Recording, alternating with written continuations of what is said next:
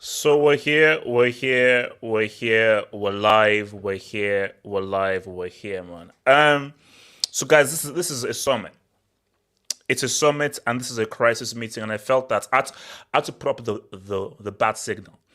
I had to put up the bad signal because I had to call all Chelsea fans all far out and wide for this Chelsea discussion, because I think Chelsea are in a crisis, and I think this is needed. And even when I sent out the bad signal, guys were saying that, half hope, thank you for doing this, because I actually need to get the stuff out. Because I want this to really be an in-depth discussion about as to what went wrong. What happened from Abramovich to Boehly to the transfers to where we find ourselves now. So I want to just go, because I want to talk about Lampard. I want to talk about the acquisition of Havertz, Werner, and so forth. I want to talk about Mourinho. I mean, where did things truly go wrong? And how do Chelsea rectify this? Because I don't think I've ever seen anything like this. The closest thing to this was the Mourinho mutiny season. But who was in charge of Brahma? He eventually got sacked. Chelsea are in 10th right now. They are going nowhere fast. And we have clowns like Matt Law, who is saying that there should be a front three of Mount, Sterling, and Aubameyang. So that's what we're dealing with here. So we're dealing with full-on clownery. So guys, Chelsea fans and non-Chelsea fans in the streets, sit down, have a meal, and enjoy this, what I believe is going to be a passionate, impassioned discussion talking about where things are right now. So, and if there's anything you want to add, please like the vid, subscribe. If there's anything you want to add, please feel free to send in your super chats. Your super chats and your dubs is what keeps this channel growing, and those donations are very important for the productivity of this channel. And I thank you from the bottom of my heart for your dubs, your super chats, and your support. Before we do this, I think it's very clear that we start off with this, because I think this is important for the discussion here. So this is where things are at right now. Beautiful. And you see that that's a great pick. That's a great, because that pick is how we should all be feeling right now. So I look at that. Last 5 games, 3 draws, 2 losses, 8 wins, 7 draws, 9 losses, a goal difference of -2, level on points with Aston Villa, right down in 10th position. played one more game than Brentford, and they are 4 points. Just like think about that.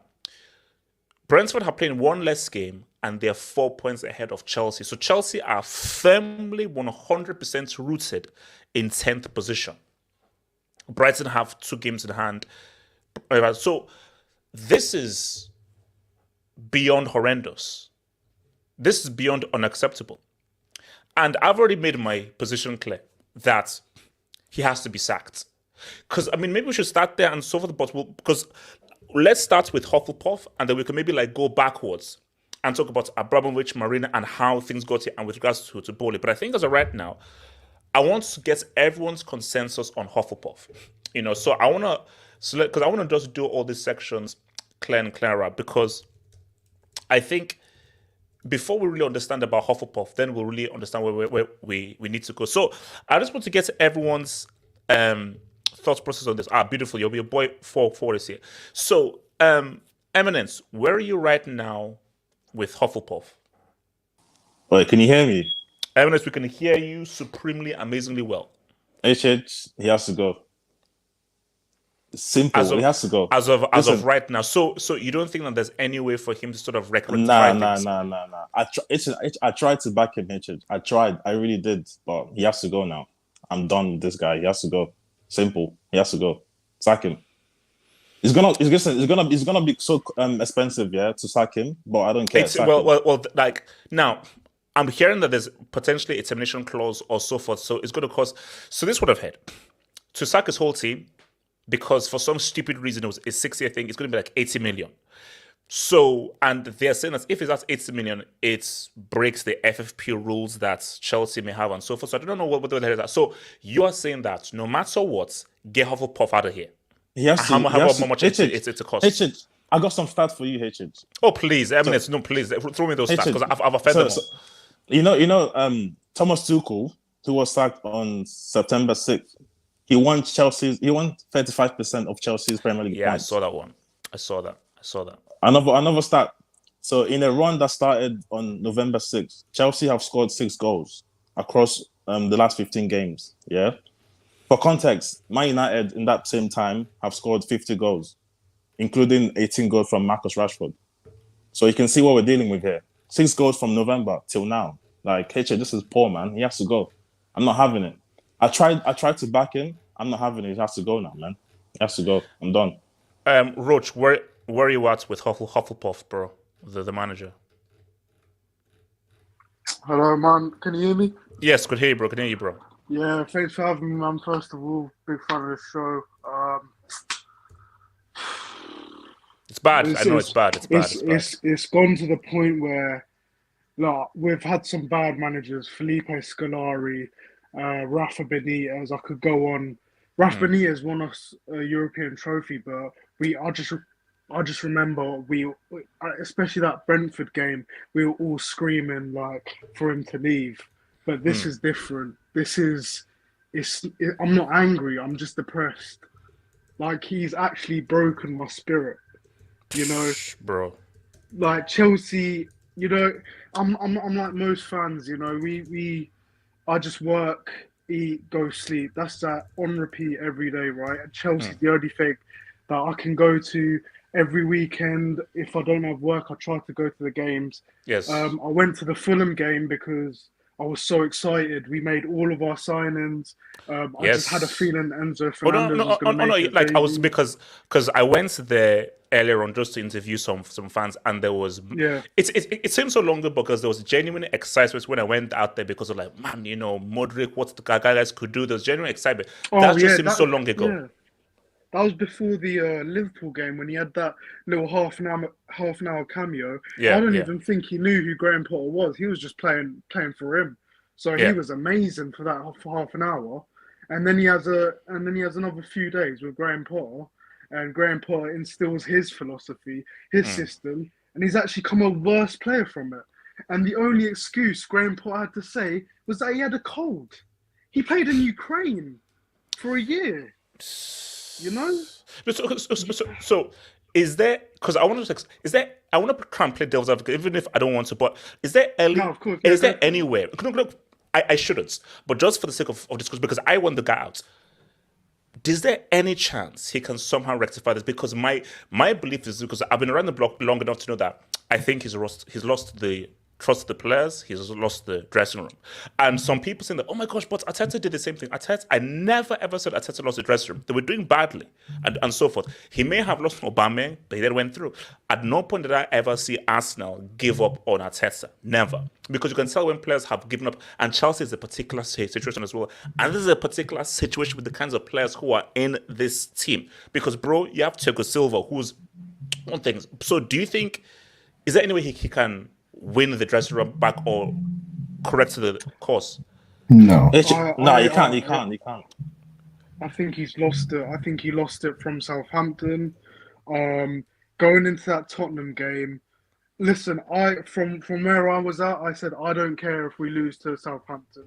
We never lose to Tottenham. We beat them 4 times last season. It's not in our identity. It's not in our ID of just being a Chelsea player, right?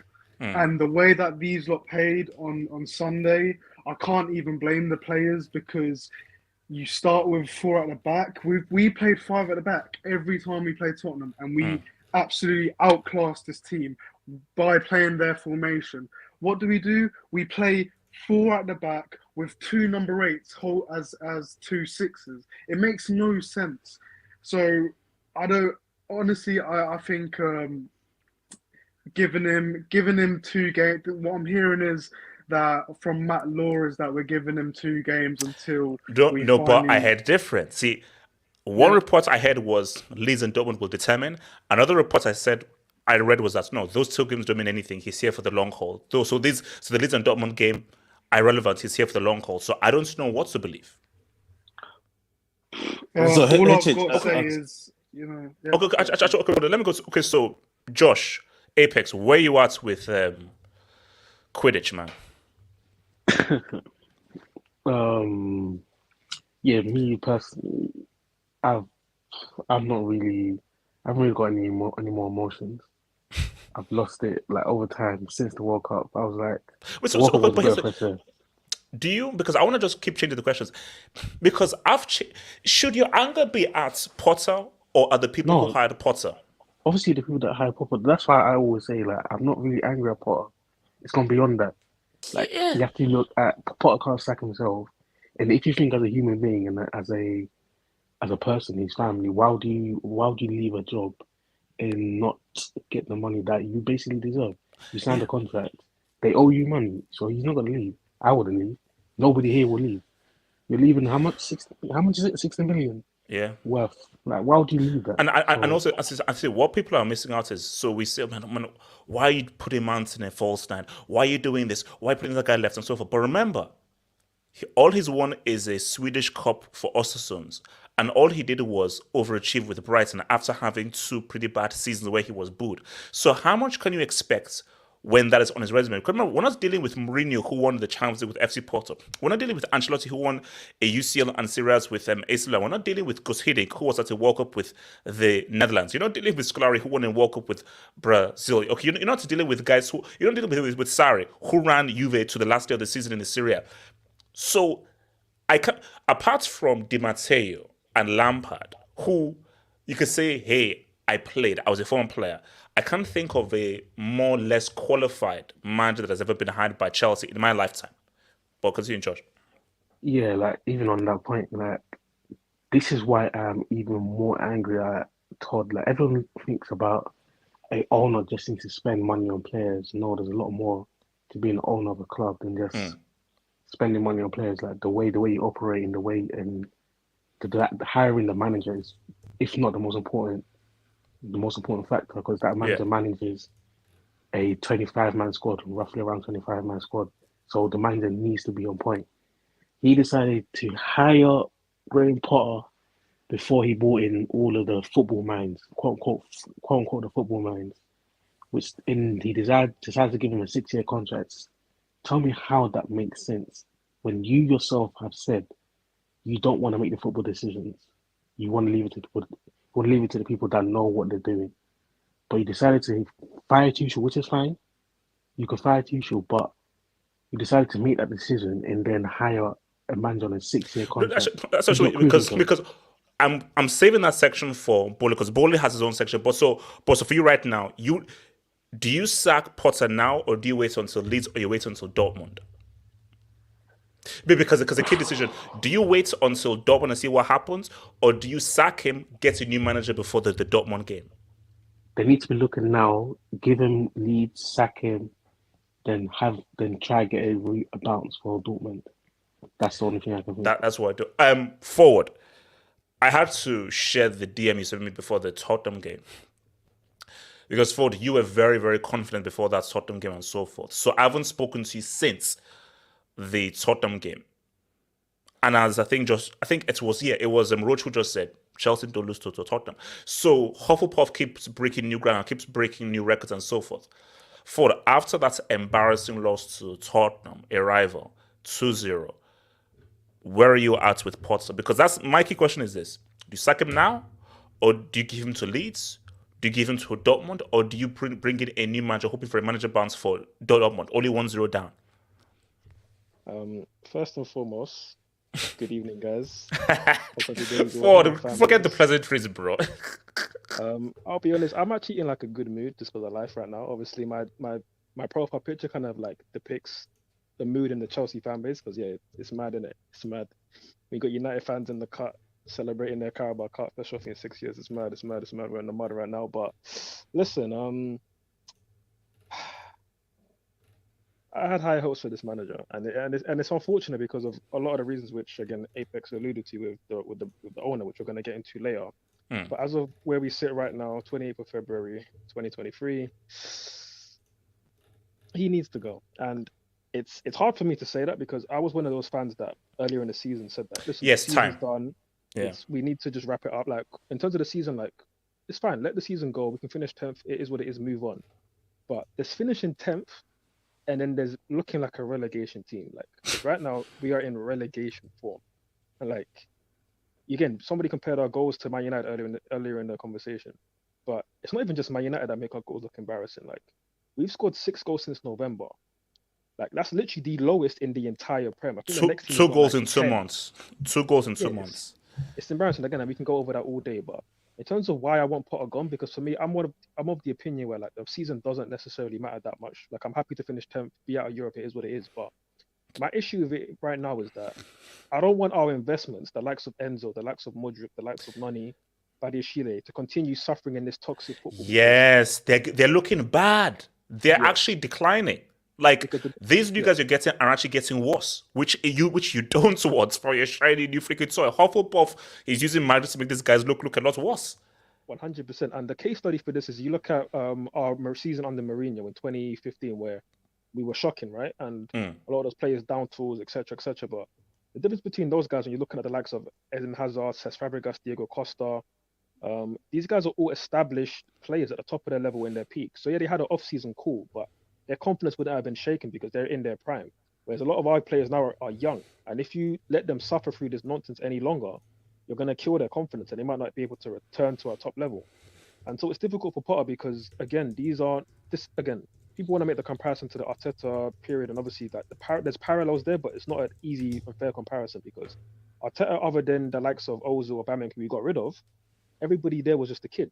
And he could manage all the egos there. Whereas Potter here, people are saying, oh, but he's managing young players here. But no, he's not just young players. He doesn't have a Thiago Silva there or an Aspi. Well, I mean, there's experienced players like your Aspis, like your Thiago Silvas, Koulibalis, guys who've all played under better managers than Potter, better leaders than Potter.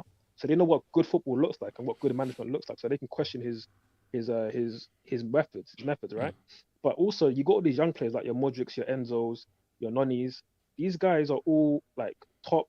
They were all courted by a lot of the top teams in Europe. So they have different types of egos compared to like your Sakas, your Martinellis, all the young players like Arsenal, MS Smith Rose, who don't have those same type of egos and aren't easily kept on side by good management. And right now, I don't think Potter can manage all of these egos. So to summarize, I don't want to see all of these young players fall by the wayside and become duds because they're in this toxic environment that isn't developing. So for me, so you don't think Potter can get it right? You don't think Hufflepuff can get it right? No, and it's unfortunate because I still do believe he is a good coach. But like I was saying in earlier streams here, HH, nobody signs Potter to do a miracle job in season 1. Like nobody thought Ostersons were a great team in year one. Same with Swansea, same with Brighton.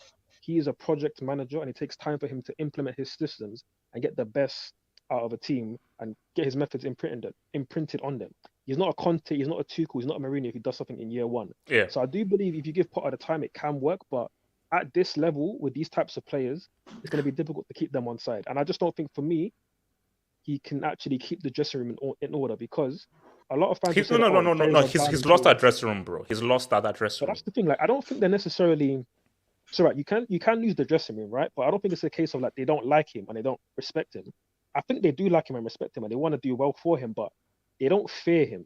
They're not inspired by him as a coach. So I don't think he's giving them the type of team talks, the type of tactics in game that can get these players to rise. Because as soon as they go down, they crumble and they fold. And that's a very bad time for any manager. So, but yeah, in short, he's got to go. Not because I necessarily think we're going to finish top 4 or top 6 or do something in the Champions League. I just don't want to see these young players crumble and become shells in themselves. And then all of a sudden, like, because again, just to end on this point, we invested 100 million near enough on Potter and his backroom staff. And fair enough, if we got to cut that money, that's cool. And if we lose on that money, that's fair enough, and get Hansi Flicken or Luis Enrique. But if we also then lose the money on the likes of Modric, Noni, Badiashile, Enzo, Gusto when he comes in, Enzo, that's 300 million odd money, that's a lot of money on young talent that we can't afford to lose out on. So in this case, the manager's got to fall, and we've got to get somebody who can manage all these egos and manage what is an elite club with all of these the noise that goes around being a Chelsea manager. Eddie, talk to me, bro. Hufflepuff. He's got to go, man. He's got to go. Why? It's tonight. It's got to go tonight. I should have been gone after Southampton, but okay. So you'd have sacked him after Southampton. Yeah, I would have sacked him after Southampton. Like, it's. I mean, I said it that day. If he gets through that week, he's gonna get away with murder at Chelsea. He'll literally have to kill someone to get sacked. That's how bad it's gone right now. The thing for me is you've gotten more backing than any Chelsea manager for as long as I've known. No one's had a 5-year contract. Eddie, what people will say is, I'm getting so many players. It's so hard to deal with all these players coming through, and I need time to deal with all these incoming guys coming through. I'm just playing devil's advocate. I'm playing devil's advocate. I know. It's crap. That's because Eddie, my thing is that 2 wins in 16. That's no excuse. You can't all because you have, let's say even Eddie, 2 billion players kicking in. 2 wins in 16? Sorry. You can't use that as an excuse. You can't use that as an excuse. Because people keep saying that, oh man, do you know how hard it is? No, 2 wins in 16. Yeah. There are 19 other managers who would trade their squads for Chelsea's in the heartbeat. So what's your excuse? Like, the stat I saw the other day was if you take Arsenal's away games for this season, they have more points than Chelsea, or they'll be on top of Chelsea on the table. Just your away games. That's embarrassing, right? That's bad. And this excuse with players and all that, I'm sorry. Like I said, you have a 5-year contract. You have the backing of the board. Is there anything wrong with telling 4 or 5 players to sit at home for the rest of the season, or train with the 21s? Because they've got no future at the club. Oh my goodness! Why is Ziyech still starting games when my guy was starting PSG's office all transfer deadline? Someone make that make sense. And I also just add in quickly this point that, again, people want to make the Arteta comparison, but Arteta was bringing through young players, and he got rid of all the older guys. Potter's still here playing the likes of Ziyech, Koulibaly, and benching young guys. I'm sorry, if you want to continue a long-term process, you play the younger, then we can maybe be more forgiving of your mistakes. But you're playing the older guys and you're still losing. That was the point. That was the point I was about to make. Where if you're bringing guys like Chukwuemeka through, if you're sticking with guys like Mudryk, you're playing Felix. The young guys, Madueke, who's just coming. Okay, cool. We can understand. They're young and all that. We still probably don't accept 2 in 16, but we can sell that. But with the guys you're playing, man, come on. You've got no excuse because Boehly has a part to play in this. Oh no, we'll get there. We'll get there. We're gonna get there. But for now, Potter's not the guy, man. He's really, really not that guy. But honestly speaking, what was your reaction when Potter was announced as the manager? Your honest reaction when he was announced? That's why I said that we'll get to Boehly. For me, I was shocked at how quickly it happened. Because I mean, you sack manager, I probably get your interim in, right? And given the state of the club at the time, I wasn't sure if getting the manager first was the most important thing. But yeah, like I said, when we get to Boehly, we'll discuss that one. All right, let me come to T Crash. Talk to me, bro. Potter. Can you hear me? Yeah. This guy's a scrub. He needs to go yesterday. He needs to go. I've had enough of this guy. What does he offer? I actually celebrated when not celebrated, but because we're always in a situation at the end of the game where we're 1-0 down in the 80th minute. I actually was happy when Harry Kane scored because I just felt like it's just ending the misery. Southampton is the same thing. We were 1-0 down. But it's because you said ending the misery. I would have thought that when Harry Kane scored and the referee blew his full-time whistle, we hear Klopp statement he's been sacked. He's still here. So my thing though, if he survived this long, what will it take for him to be sacked? Because we're going to get to Boehly very soon. But he's pushed it so long. Southampton, worst team ever. Tottenham, your rival, a team you never lose to. You lose that as well. You still haven't scored a goal. It's like he keeps taking the piss because he keeps on finding a new low, but he's still here. Because he really should have been sacked after. He should have really been sacked after Southampton. He's now doubled down with Tottenham. He's still here. The only way he's going out is... I feel like he's got to go after Leeds. This has got to be the last straw. We can't lose to Dortmund and then you sack him. What's the point of going out of every competition to then sack him? Mm-hmm. Mm-hmm. And all the champions... We've won 2 Champions Leagues. They've been on the back of sackings. Tuchel's on the back of Lampard. No, because see, Chelsea's best chance. I'm not saying Chelsea win the Champions League. I'm not saying no. You didn't say that. So my thing, it's sort of like your best chance. The best chance is a new manager before Dortmund. You hope for a bounce. Yeah. Because these players, as Ford was saying, these players under Potter right now, where they are mentally, imagine Chelsea don't beat Leeds. Imagine if it's a loss or a draw. You can't go into Dortmund like that. Even if they beat Leeds, what's the performance going to be? Is it going to be like a jammy 1-0? If it's a jammy 1-0, Dortmund are a whole step up than what Leeds are. So really, the best case scenario is a new manager before and give that manager at least a week. Dortmund, that's match 7th. Because if they think, okay, check this out. If you lose to Leeds, are you going to get in a new proper manager before match 7th? No. It's going to be an interim. Are you going to give a Dortmund UCL game? Dortmund have won like the last 8 or 9 games to an interim. So you should be looking for a new manager now. He comes in, looks at the Leeds game from the stands, and he's on the touchline. Remember, Tuchel. With Tuchel, that was crazy because I think he was for Wolves. It was like 24 hours. That's crazy. That's crazy. But my thing is, you have to start this guy before Dortmund because that's our only chance. HH, they don't want to play for like Potter anymore because like even Felix. Think about Felix against Fulham. Yeah, look at Felix now. He looks like a completely different player. He looks like a Portuguese Mason Mount right now. The way he's playing. Yeah. And I think, if we lose to Leeds, I just think he needs to go, honestly. One more thing I want to say, everyone keeps saying, Arsenal, Arteta. We're not Arsenal, respectfully. We're not Arsenal. No. And also, do you know why that annoys me?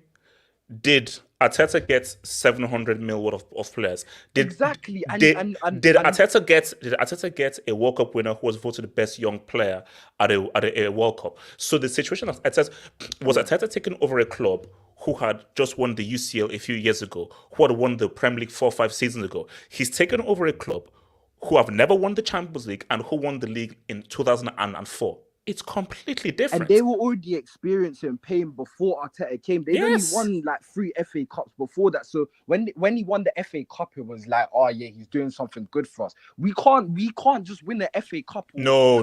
That's not Chelsea standards. No, that's not. Exactly. Okay, so look, let me come to Mr. Quidditch Outsman. Talk to me, bro. Nana Kwanzaa, talk to me, bro. I think I don't even think right now I am quitted out. Yes. I need this man out of my club because he's taking my club to the trenches right now. Oh no, it's too low. He's taken to the depths. To the depths. On, since I became a Chelsea fan, I've never seen anything like this. Yes, it's we've been 16th before under Mourinho, and that season was very bad. But at least we had some joy. We were winning some games, and it wasn't as bad as what Quidditch is doing right now. We are losing consistently. This is relegation form, HH. This is relegation form. Please get Quidditch out and bring me Mourinho, because Mourinho looking at no. Wait. Let me save that for another topic, because I want to just hear about who you bring it. But as of right, so you sack him now or you give him Leeds? I sack him now. I need him out now, today. Yes. Because if we don't sack him now, the only option or the only light that we have right now is the Dortmund game. Yes. And if we get a new manager in and we are able to, get that manager bounce at least to win that game, to qualify us to the quarterfinals of the Champions League, then we still have hope. But right now, with what Potter is doing, there's no hope for the future. We need him out now. Mr. Dami, talk to me, bro.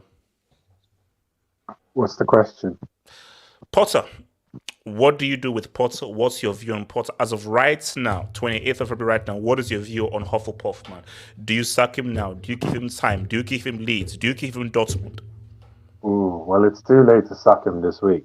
He has to manage us at Leeds, because if I was to have sacked him, I would have sacked him straight away after Tottenham. But now we've had a day off today when we should have been training, really, but apparently that was scheduled from weeks ago. So another day off. Apparently we've had more days off than wins and more days off than goals. Too late. Apparently Southampton. Apparently Southampton didn't have any manager and we couldn't even beat them. What shows that we can't beat any other team if we don't have any manager? Yeah, you make a good point. That's a good point. That's a very good point, because if we can't beat Southampton, where's our next win going to come from on this manager? Because I've been looking at our fixtures and I believe we're facing 7 of the top 10 in the next 14 games or something. So it's Leeds, then Dortmund, Leicester away, Everton at home, Villa at home, then but then have to play Liverpool, have to play United, have to play Arsenal. Brighton, by the way, Brighton and Brentford are 7th and 8th in the table, I believe. So those are hard games, because we couldn't even beat Fulham because they're 6th in the table. So we're not going to beat Brentford and Brighton with him. Also, just for context, we have 0 wins against top 10 teams in the league this season. 0. Oh my God. I mean, it's like, you see, basically, I can't wait until we get to the Boehly discussion, because that's the one that I really want to go to. But let me just hit this dude. Does anyone have anything to say about Potter before I go to the... come on, talk to me, bro. Yeah. Yeah, Potter, bro. Like, when he got signed to Chelsea, I said, this is a bit... Did you not consider, Hansi Flick, Enrique? It would just seem like, they weren't available. Your bags. Yeah, they weren't available. Right no. We'll get there. We'll get there with the ball. We'll get there.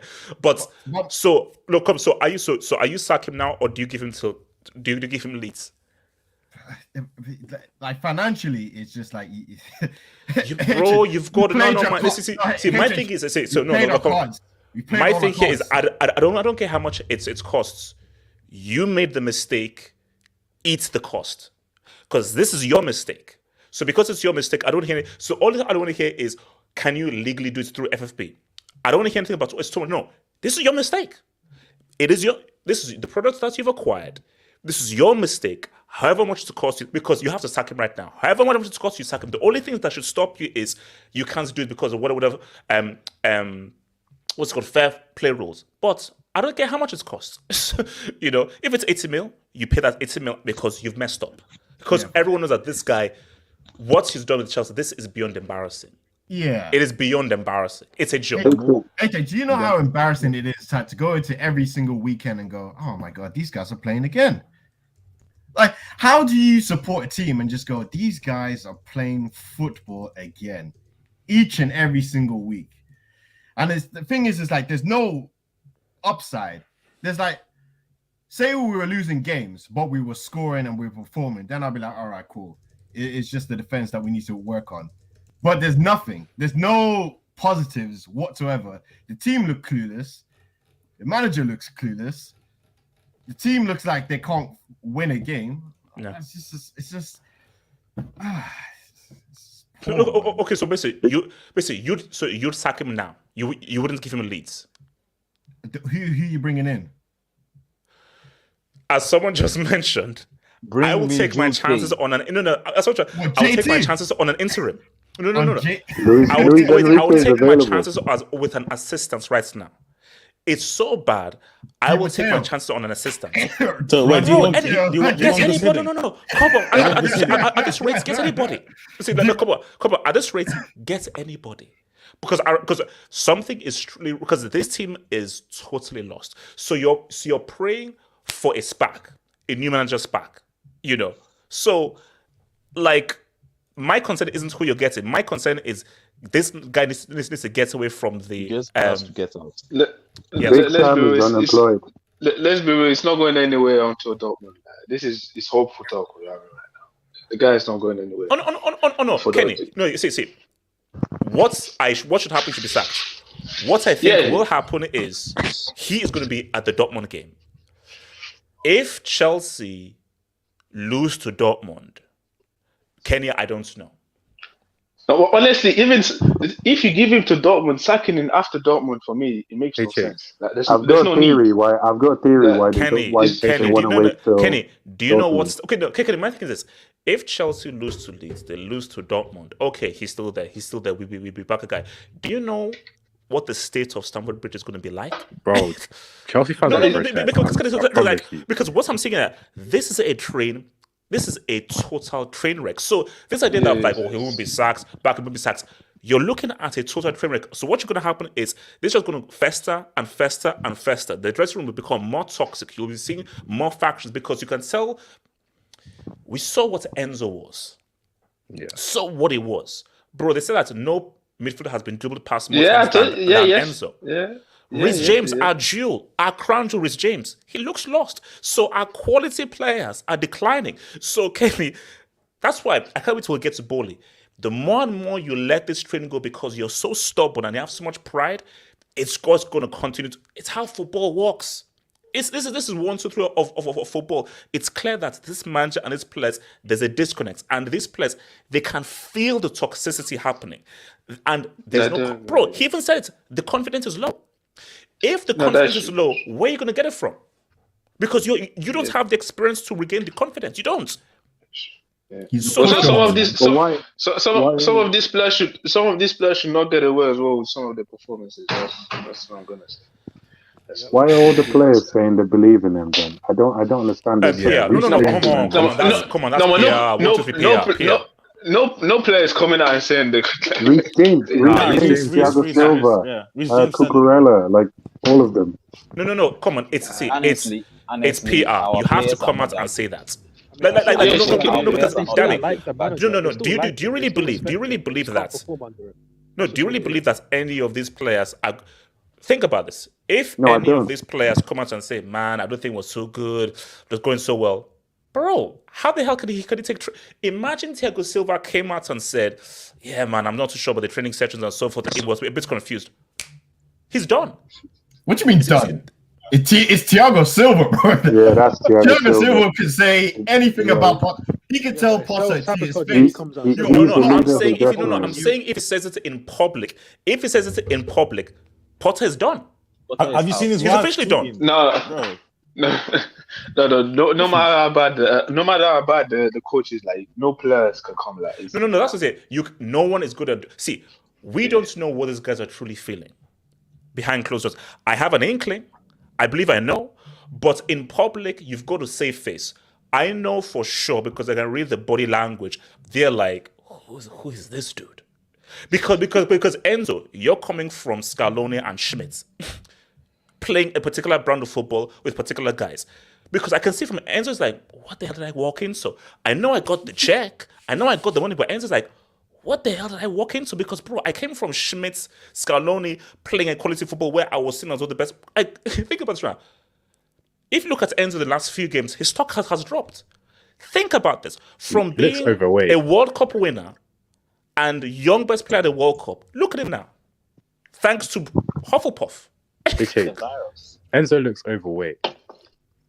No, but you see, like, Enzo, I think people were expecting Enzo to change this. He's still playing next to Loftus-Cheek and Conor Gallagher. I don't know why people like these guys not going to change the midfield. What? Even though Porter taxes are terrible, some of these players there's still some trash players. No. For me, I'm not getting on the players because every single player looks bad. So for me, I'm looking at the coach. That's my. Why hasn't he gone for a back three? Like if there's two number 8s playing at 6, like Thomas Tuchel, he played a back three because we didn't have a DM. Or they were either injured or we didn't actually have one. Okay, wait, hold on. Let me take some dubs because I want to move on to the next topic, which is very key. Second season, here we go. Nah, give me a break, man. David C, scroll down half the table. Your first positives. My God, man. Thank you, Average Fair. Chelsea problem since Serie has been about whether the manager wanted a player or was it the board. Average Fair, this is the next topic. This is because for me, I need to ask questions. Because I am. Arisfair, please stay here. I need to ask this question. Did Lampard want Havertz? Did Tuchel want Lukaku? Please stay here. Because, guys, there's a question I need to ask you. Because I think I may be confused with how football acquisition is working right there. Because there's a question I need to ask you. Because this goes to, I am building a team. And if I'm building a team, you can't just give me random players. I need specific players for the team I'm trying to freaking build. Because as much as we want to blame Potter, this board are on crack. But we'll get there. Mourinho and JT as assistants, problem solved. Okay, let's roll. JT? No. Get that guy out of here, man. No. You won his last game too. Karma for Tuchel out bombs like LL. Hashtag justice for Tuchel. Oh no, we'll talk about Tuchel. We'll talk about Tuchel. Tuchel is one of the top. We'll talk about it. HH, I'm a member on account Ben 10th. Chelsea. All right, I'll check it out, bro. Oh yeah. Ellis Galaxin. It's back. Season 2, episode 1 of the complicated Chelsea show. HS, do us all a favor and get those fluent mid-table captions up. YSK, worry about Europa, you bum. The whole Potter idea was weird. His brothers at Brighton just... Bro. You know, this is what I wanted to speak He was only just starting thing with... Yes. How do you get this dude? 16 and 15. Look at what Seb is doing. Thank you. From 16 to 15 to, now they're doing something. How do you hire this guy as a Chelsea manager? He could have fallen off the cliff. That's madness. He could have fallen off the cliff in the next half of the season. We don't even know that. Damn it, he was only starting to take Brighton Summit. And also, damn it, how do we know that he would have been doing as well as Zerbi? How do we know? We don't know. Maybe Zerbi took them to the next class. So the idea of hiring this man is madness. What kind didn't take Brighton to Europe or Cup run. So he did it this season. Hiring. Hold on, he did it this season's top 6 to be candidates for Chelsea. Todd B. Bannock. So let's talk about Todd. LL from September 22, 2023. Tuchel lost to Zagreb. We'll talk about Tuchel. I'm with this. I know what guys will talk. We'll get to Tuchel. I will support Tuchel. Should have been sacked. But Potter was not the man to be hired. I'll say this again. Tuchel deserves to be sacked. Potter was not the man to take over Tuchel. Half Hope's Mistress. What the hell? Graham Potter and the Prisons of Stamford Bridge by J.K. Boehly. Todd B. Is Potter a defensive or offensive coordinator? That's Rottweilers FC. Oh, man. Look, man. J2S, man. Juve with... All right. Move on. Okay, let's move on. Jesus Christ. Honestly, what if someone writes about Felix?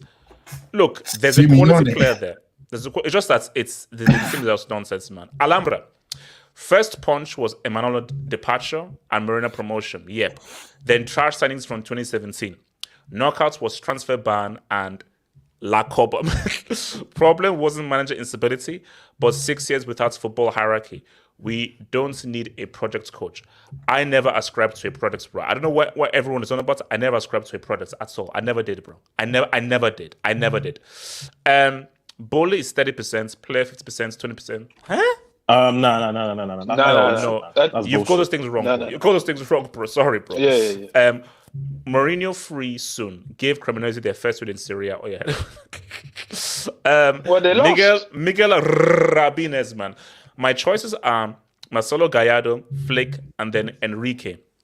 Even though I still have my reservations, given MSN tax and average record pre-Barca.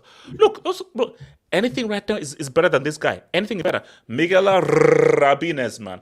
Potter isn't that guy long-term. But if we bring Mourinho in, I fear for a long-term future in his dreams. This is key. This is great. As much as I love Mourinho, for this group of players, nope. Mourinho is the wrong man for this group of players. No. Fine. We are in the same situation in 2013 when we had all these young players. With Thiago Silva now injured, is relegation possible? Relax. No, it's not. No, you freaking know it's not.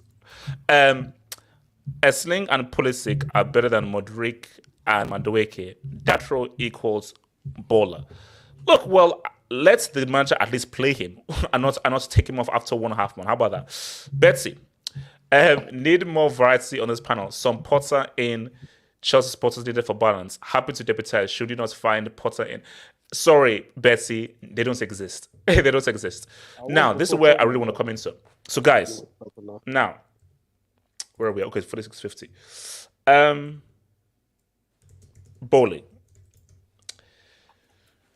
As much as we want to focus on Potter that. This is the analogy I use. Should you blame a fruit seller for painting your house like trash? No. Blame the guy who hired a fruit seller to paint your house.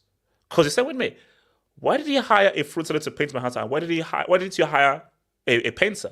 My beef isn't with the fruit seller. The fruit seller is what he is. The big mistake we're missing, part of this Potter, is why did you hire Potter?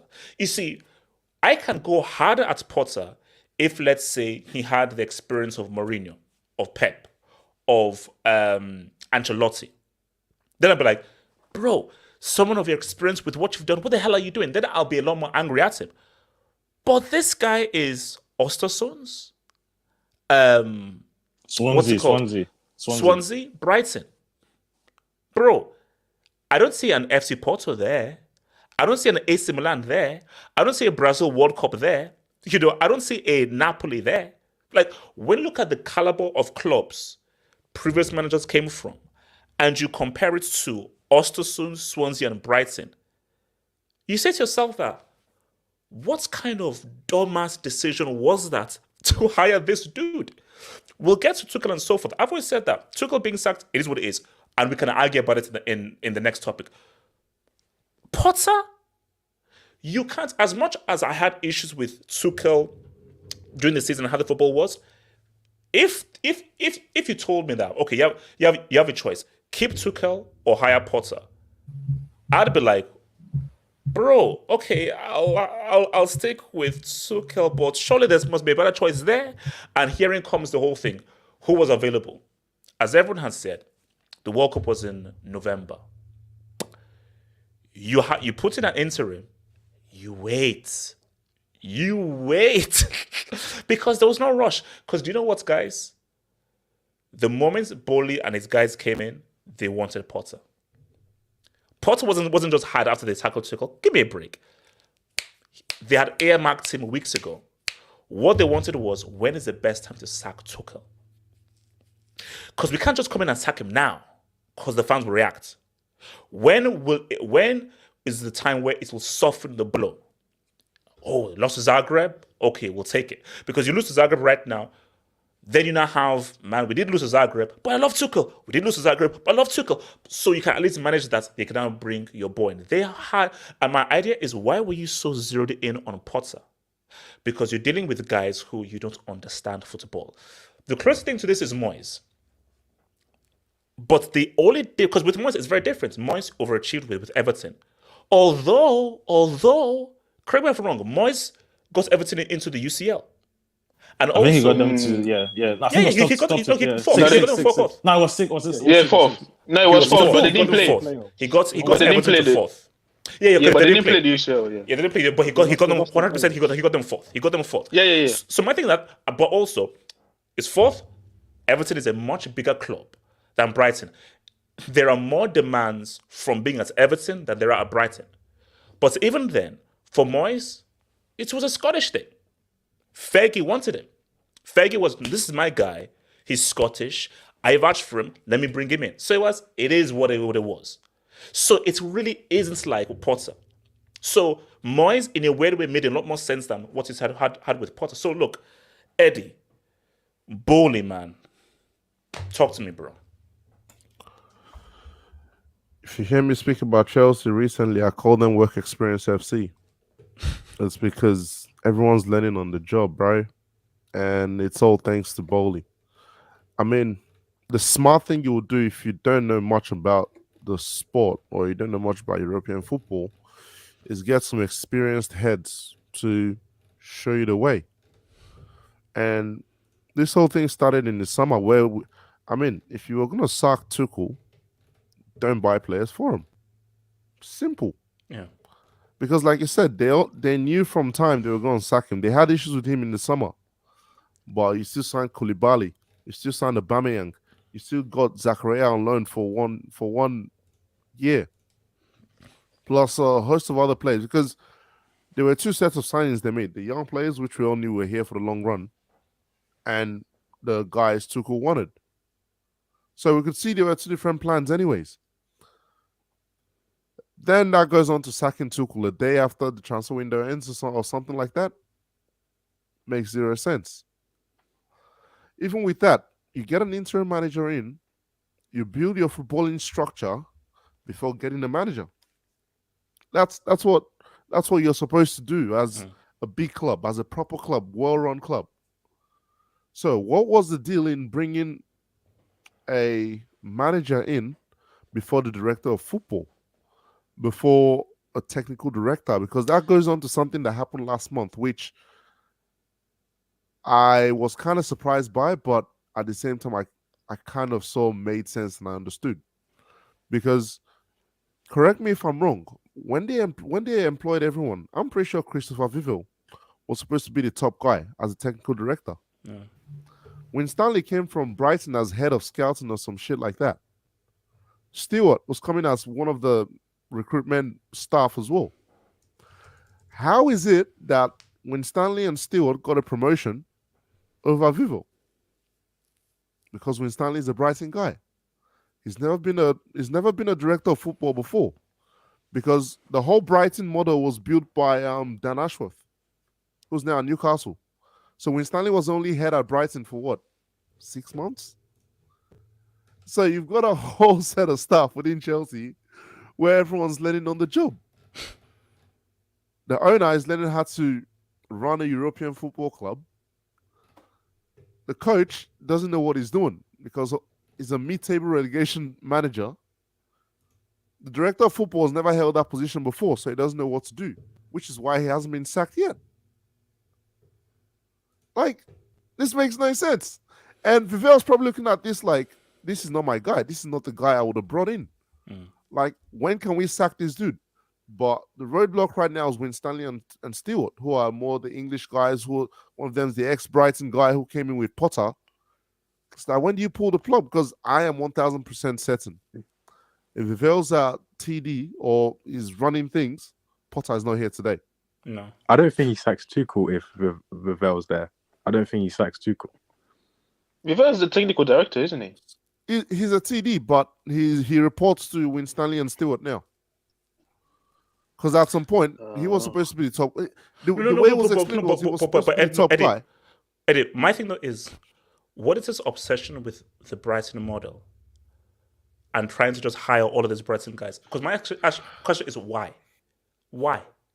It changed Twitter. It saves money in the long run, basically. Instead of in the long run, it does, because you don't pay 80 million for Caicedo. Okay, come on, go for it. I'll come back to you, Eddie. Come on. Because you don't pay 80 million for Caicedo. Like, how much is McAllister now on the market versus how much did Brighton get him from what's it called, Argentina? It just saves you that 20, 50, 80 million that you would have spent for a Brighton than just quickly scouting a guy, bringing him in, play. It just saves money in the long run, which that's what Chelsea do. Wait, Eddie, let me ask you this question. I don't want to ask question everyone, and I'll come to you for everything. It's Eddie. When these players are acquired, are they acquired into a philosophy, or are they just acquired based off data because we think that they'll be good? How are these players acquired? Because I'm just trying to understand that what was the strategy of those players that were bought when Tuchel was there, and what is the strategy of the players who are bought when Potter is here? Are these players specifically cherry picked because these players are here to fit into a particular idea? Or is it just vibes? Because that's why I want to know what are these guys doing in regards to player acquisition? The young players, I believe, haven't been bought based on philosophy. I'm sorry. You can't tell me the young players that have been bought fit whatever philosophy that Chelsea have or whatever model Chelsea are trying to build. Now, there's two parts to it. There's let's throw shit at the wall and see what sticks, in the sense that we'll buy as many young players as possible. If we have a 10% success rate, they'll bring us good money, or they can make it onto the first team. So if we buy 20 youth players, 2 of them go on to make it onto the first team, we've had success. The rest of them we can sell off and get our money back.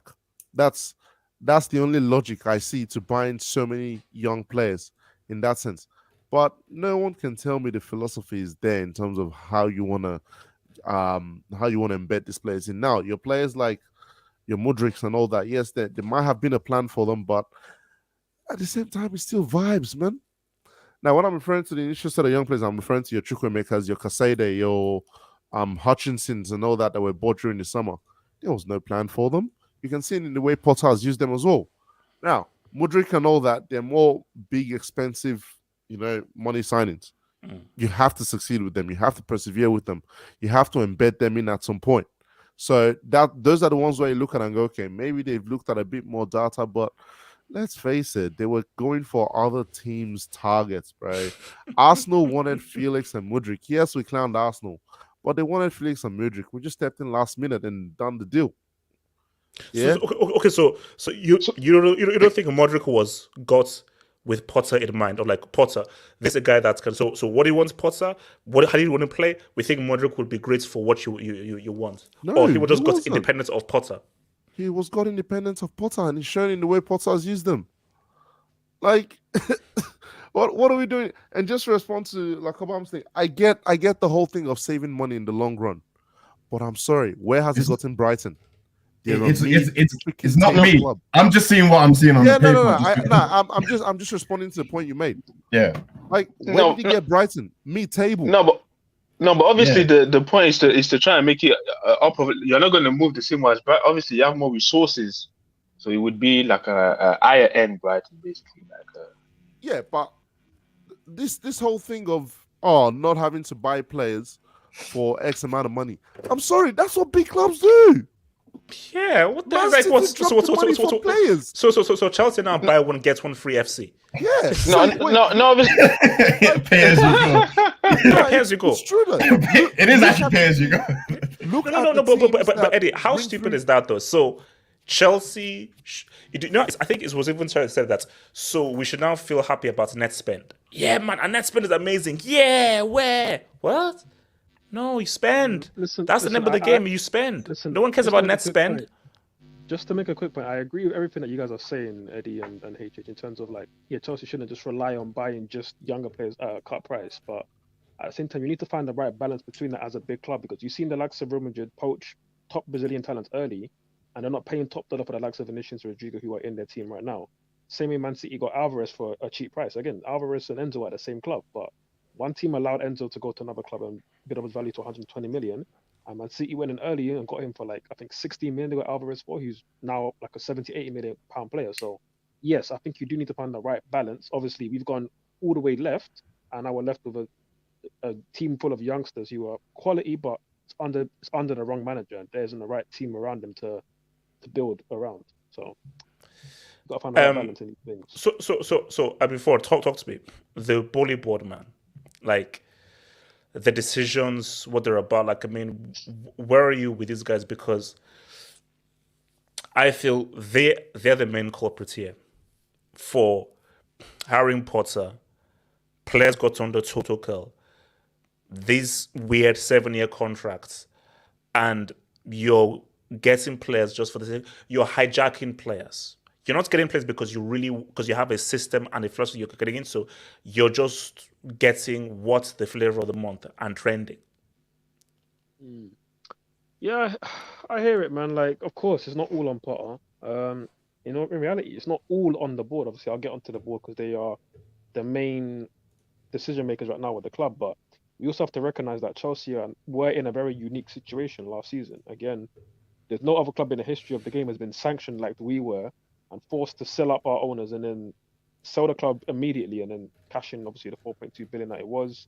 I think 1.75 million of that was into redevelopment. So like that is fixed money that Boehly and the consortium have to put into redeveloping the club. So that includes signings, also the infrastructure of the club, the stadium, grassroots level, all of that. And then obviously the rest is how much they bought the club for.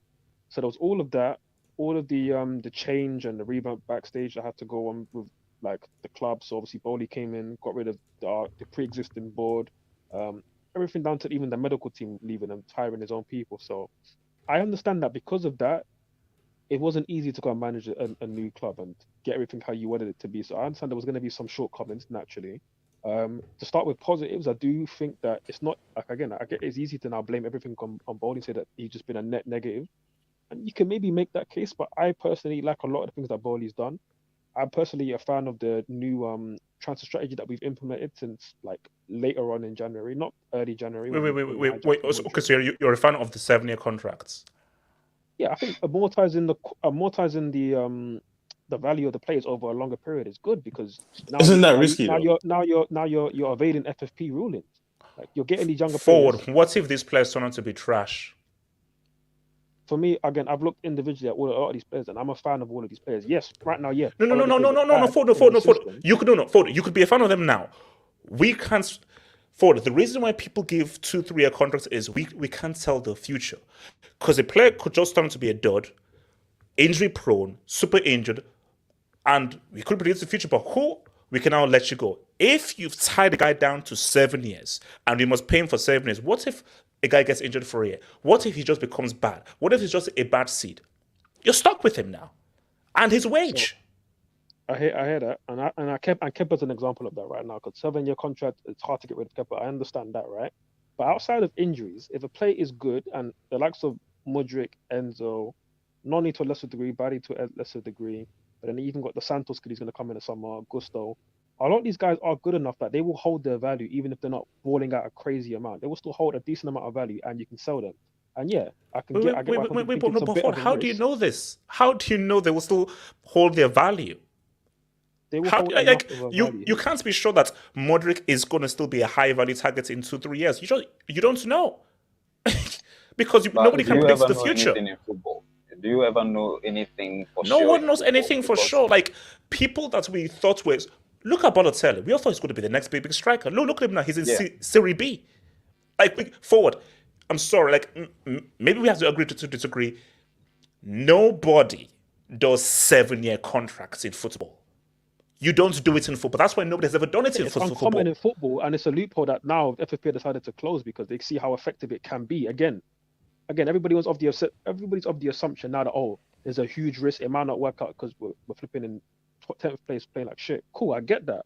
But all these players who are talented, they can come good. And then if you hold their value, and I'm not saying that you have to be world beaters now. I'm saying if they play form at a decent enough level or even good level, that they hold their value for a longer time, you can then charge more if you want to sell them onto different clubs. And also, while they're performing well for you, that means you have more control over them. So let's say like a Real Madrid or Barca or a Man City, let's say want to come in for one of our players, we can then charge higher prices or keep them at the club and then not have to then and then at that point we don't have to then offer them crazy wages to keep them because they're already here on wages that on a contract that keeps them for Ford, if Chelsea are at 10th and 11th losing to Southampton, who will want them?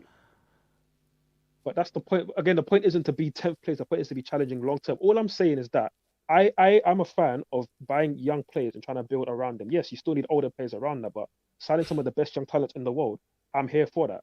Again, I'm also here for the fact that Boehly tried to. Again, it was late, and I get it, and that's why everybody's upset with the fact that we hired a manager before we didn't hire the technical director and everything else. I get that, but that's still something that we needed to address from the previous board. It's the previous mistakes from the board of Marina and Roman's time when he obviously was outside the country and couldn't affect things as much. That's led us to where we are now. It's why we haven't, for example, invested in the midfield in over 5-6 years before Enzo came. We hadn't signed a first team midfielder for 5 years. We had made so many mistakes in the market and not capitalized on situations where we were doing great. We had won a Champions League and all we did was invest in Lukaku to try and complete an incomplete squad. Signings like when we won the league under Conte and then we want to sign Morata, Bakayoko, Drinkwater. That horrible window. I don't want to ever see this club do shit like that ever again in my life. So yes, there were so many mistakes from the previous board that Boehly tried to come in and correct. I like some of what he's done, but of course, the situation now that we need to talk about is that there's been a lot of mistakes that led us to where we are now. And obviously the big one was hiring Potter. Now, again, HH, at the time when Potter was signed, we all hated Tuchel ball. We would have wanted to change. We all wanted to see better football. Yes. And with Potter, I said at the time, I like what he built with Brighton. He's going to need time if he's going to come here. But obviously, I thought it was too big of a step. My inkling going into the season, HH, and you remember this, I said it's going to be a long season. I said, this is going to be a difficult season. For long season, I didn't think it was going to be this long. Neither did I. I don't think we were expecting this, bro. But thing is, I foresaw things going south with Tuchel. But I just hope that we either let Tuchel stay long enough that we can go and get a new manager in the summer, or if you sack him, just get an interim and then wait till after the World Cup and then you get an Enrique or Hansi Flick.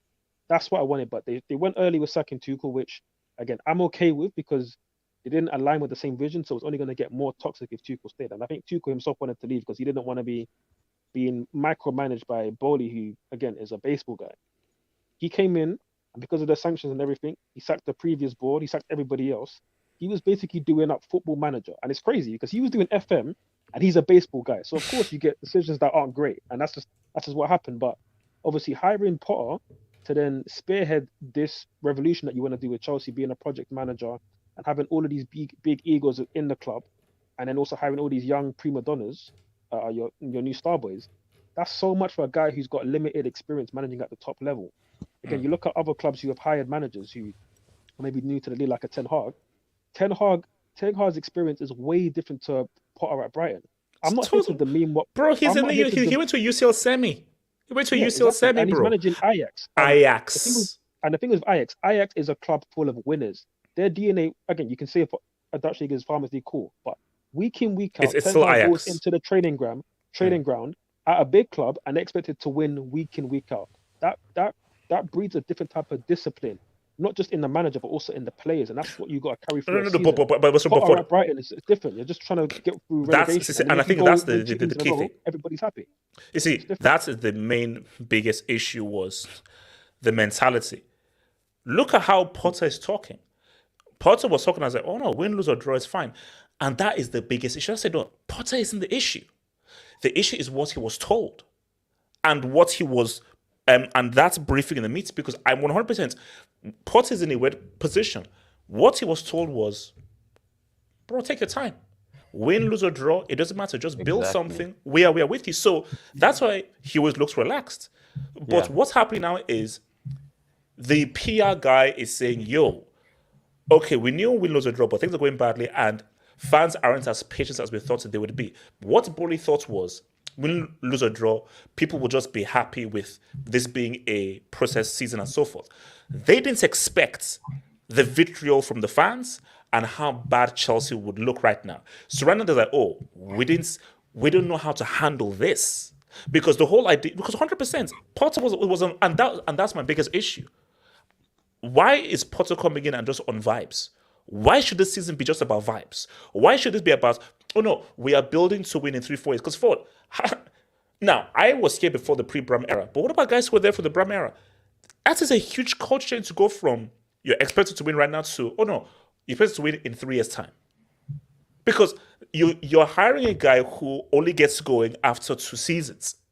Huh? What? And this whole process thing is, I'm sorry, this whole process thing is BS. It's BS.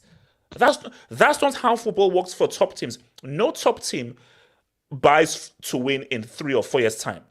You buy to win now and for 3-4 years' time. Because I say, what's the greatest model? Bayern Munich. Bayern Munich buy for now and for 5 years' time. They don't just buy for 5 years' time. They buy to win now and in 5 years' time. Who buys to win in 2-3 years' time? That's stupid. That's stupid. I'm sorry for that. That's stupid. I can't defend that, we're buying guys because so we can. No. Yes, you want to win, but it's also about winning now. I think it's possible to buy for the future. I don't think there's an issue with that. But I'm saying leveraging all of your hopes on just the future, obviously that's wrong. And you need to have a plan for that right now, of course, in terms of building blocks. You need to do that. But again, I don't want to be of the impression that, it's all about right now, because that mentality is what we've had the last 10 years of Roman, but it's led to, again, since Conte, no title challenges, let alone a title win. We've not been challenged. We've had to do a mini reset, yes, and try and build something, try and put some sort of project together. So again, and people don't like the word project or process, I hear it, but you still have to build something. Again, when Pep came into the Premier League, wait, what is this? Wait, have you seen the table? What the hell is this dude on about? Have you seen the freaking table? He's a troll, man. He's a troll. Okay, sorry. I will get sorry. We don't need patience. We are Chelsea, and we win every season. So what is this patience? No, I don't get I have an issue with that. Club has to go through cycles. No. Hold on. Okay, sorry, before you go, Kenny, that's BS. Do you know why that's BS? No, Kenny, I'll tell you why that's BS. I will accept. Hold up, Kenny. I will accept that if you have no money to spend. If you've spent 700 mil, I don't want to hear the word process. If you're able to spend 700 mil, I don't want to hear, the moment, because Kenny, that's how football works. If you're spending that amount of money, there's pressure to succeed now. That's why you can't use the Arteta example. Because Arteta didn't have that much money to spend. So what you expecting? If you've spent 700 mil, I'll see you in 2 years' time. The model is different. The model is different because Arteta actually chooses the player he wants. These managers, they're involved in the recruitment part. Chelsea is not the same way. True. Managers over here, they don't choose the players. They get the players. But Kenny, how is that negating the point I made? Is how are you able to spend 700 mil, but you're not but you want this to be a process of time? No, because think about Kenny. This about you know football. You've been watching football for a long time. In football term, how does that make any sense? Yeah, but who are you spending the 700 mil on? You're not spending 700 mil on players for now. You're not spending 700 mil on proven players. Kenny, that's my issue. Who spends 700 mil on players to win in 10 years' time? That's why it's stupid. But Ford. Okay, so obviously what we didn't spend 700 million on players that are between 28 and 32, so in their prime right now. That's obviously clear. We did spend on guys who are young and can do a job now, but they're obviously meant to build into their prime. Again, the point is that we're not being sport when we say that we want to see Chelsea do better. For me, there isn't pressure on us to win, as in right now this season, finish top 4, win the Champions League. I don't think Potter needed to do that to keep the fan base on side. What Potter needed to do was not have us in 10th place and relegation form scoring only 6 goals in 3 months. That's the issue. For me, fans for myself who gave him up to Tottenham to just at least see a better performance, and it was shocking again like Southampton. That's why fans like myself have turned my back on Potter, because I'm not saying that we need to do something now. I'm not of the impression that Chelsea need to win a trophy every single season. That's the aim, yes, but for this season, we needed to put in building blocks because like I was saying before, even Pep came in managing the best squad in the league and he still didn't need time to change things and spend 200 million on fullbacks. Klopp came into a terrible Liverpool side, more terrible than this side. Don't get me wrong, they were horrible, and that's why he needed time to get things right. And it took him like 3 or 4 seasons to even get to a point where they could win trophies. And the same way, if Potter came in like he did and things are working well, I think it would have took him a year and maybe till the end of next season before he can say that he's going to be winning trophies. But obviously, right now, he's failing the point of he's failing right now where it's okay to give him some time to build something. Right now, we're not building anything. We're going far backwards. We're taking millions of steps back. So that's why he needs to go. Again, I still believe that, yeah, we need to build over time, and it's not going to come straight away. Even with the money that we spent on these players, yes, it still takes time to build these things and to build a team. And 100%, it's not easy without a preseason. You need time to build a team. 100% Potter, in that sense, he needs time. But any manager needs time to build a team. It's 100%. Tuchel didn't need preseason. No, Ford. Don't give me that preseason thing to excuse 2 wins in 16. No, you can't do that. Sorry. No, two things can be correct. You need time. No, but no. Let me say it. Every manager needs time to build something. But while you're building something, of course, your form needs to be better than 2 and 16. Of course, it needs to be better than 2 and 16. Don't get me confused. Potter's form right now is embarrassing. Any manager team needs time to build something, of course, but it can't be 2 and 16. It needs to be better than that. If it was 7 and 16, 8 and 16, then it's okay. It's not top full form, but it's manageable. And if you see things on the pitch that are building towards good football, then it's okay. Obviously, 2 and 16 is unacceptable, and that's why for me he needs to go. Yeah. Let me come here is right now because looking at Pep and Klopp, they had to go through several changes to eliminate all the players that were not their players, and finally, when they got their players, they were able to win something, and that is where my fear is with Potter and Todd B, because I feel like he's going to give Potter that time to be able to flash out all the past managers players, and then to now have his own set of players to achieve something with this club. And that is what makes me fear whether or not they are going to sack him, this season. And so I think they are going to give him time to flash out the old set of players. And then when he has his full set of players that came from him, then they can assess him from there. That's what I don't know if you get my point. Forget the players are also the issue. He's not a proven winner, need though. to be flushed out. But the issue that we have now is that we don't believe in Potter. We don't believe in Potter to be the guy. No, that's the issue. Potter's the issue. Sorry, damn it, go for it, damn it. We're giving the keys to someone who's never won a trophy. He won the Swedish Cup. Svenska Cupen. But at the highest level, he's never won a trophy. Can we do that with Sarri? Highest pressures, never won. Yeah, but Sarri was like competing with one of the best Juventus teams in Serie A in the last 10 years. No. Don't you compare what at Sarri did with now play with this guy and Brighton and Ostersund. It's he bricked it. He bricked it. I seen him. I was like, bro, you beat like Carbon, bro. He was going up against not this trash Juve, peak Juventus. That went to two UCL finals. That went to 2 UCL finals. Peak Juve. So don't compare Sarri and Napoli with this guy. Basically, I'm sorry. Okay, I'm going to put this out there. Do you think the Boehly Clearlake group were pressured into getting an English manager, or am I back on? No, they were not pressured. No, it was just that Potter was. I think they were just starstruck with the Brighton, the way Brighton functioned. But Kenny, why? But Kenny, what was it about Potter that this is a guy Brighton? What was it about it that? I know the reason. Damn it. The reason is that Potter is a data-led person, so he goes along the model which the club wants, which is all about prioritizing data as a way to evaluate players. And that's why they looked at the Red Bull model, and that's why they're trying to replicate that. And Brighton as well, they use data to evaluate players. So Potter, along with the idea that he's not going to cause any trouble because he's a long-term manager, 5 years, young manager, good style of play. He's the talk of the town, like at that time anyway. And he's not going to cause any trouble like Tuchel, give him a bunch of young players. He's going to coach them. They didn't expect no. Sorry, damn it. You've just, oh my gosh, I think you've just taken me to a very, very dark, messed up place. So, damn it, are you saying, now, correct me if I'm wrong, I'm just spitballing here because damn it just puts a thought into my head.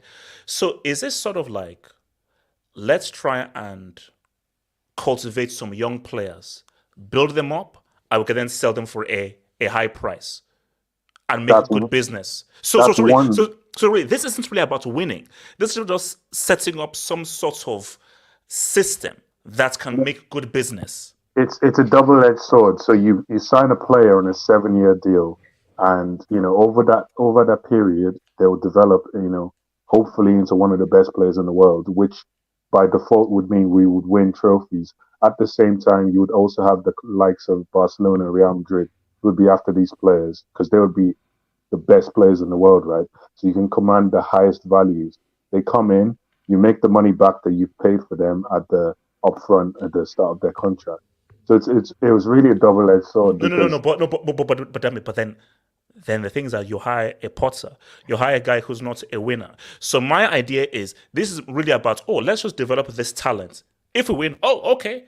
But if this guy can develop this talent, just like as we saw with the Brighton, and can make these guys look really good, then we can then sell them off and then make that money.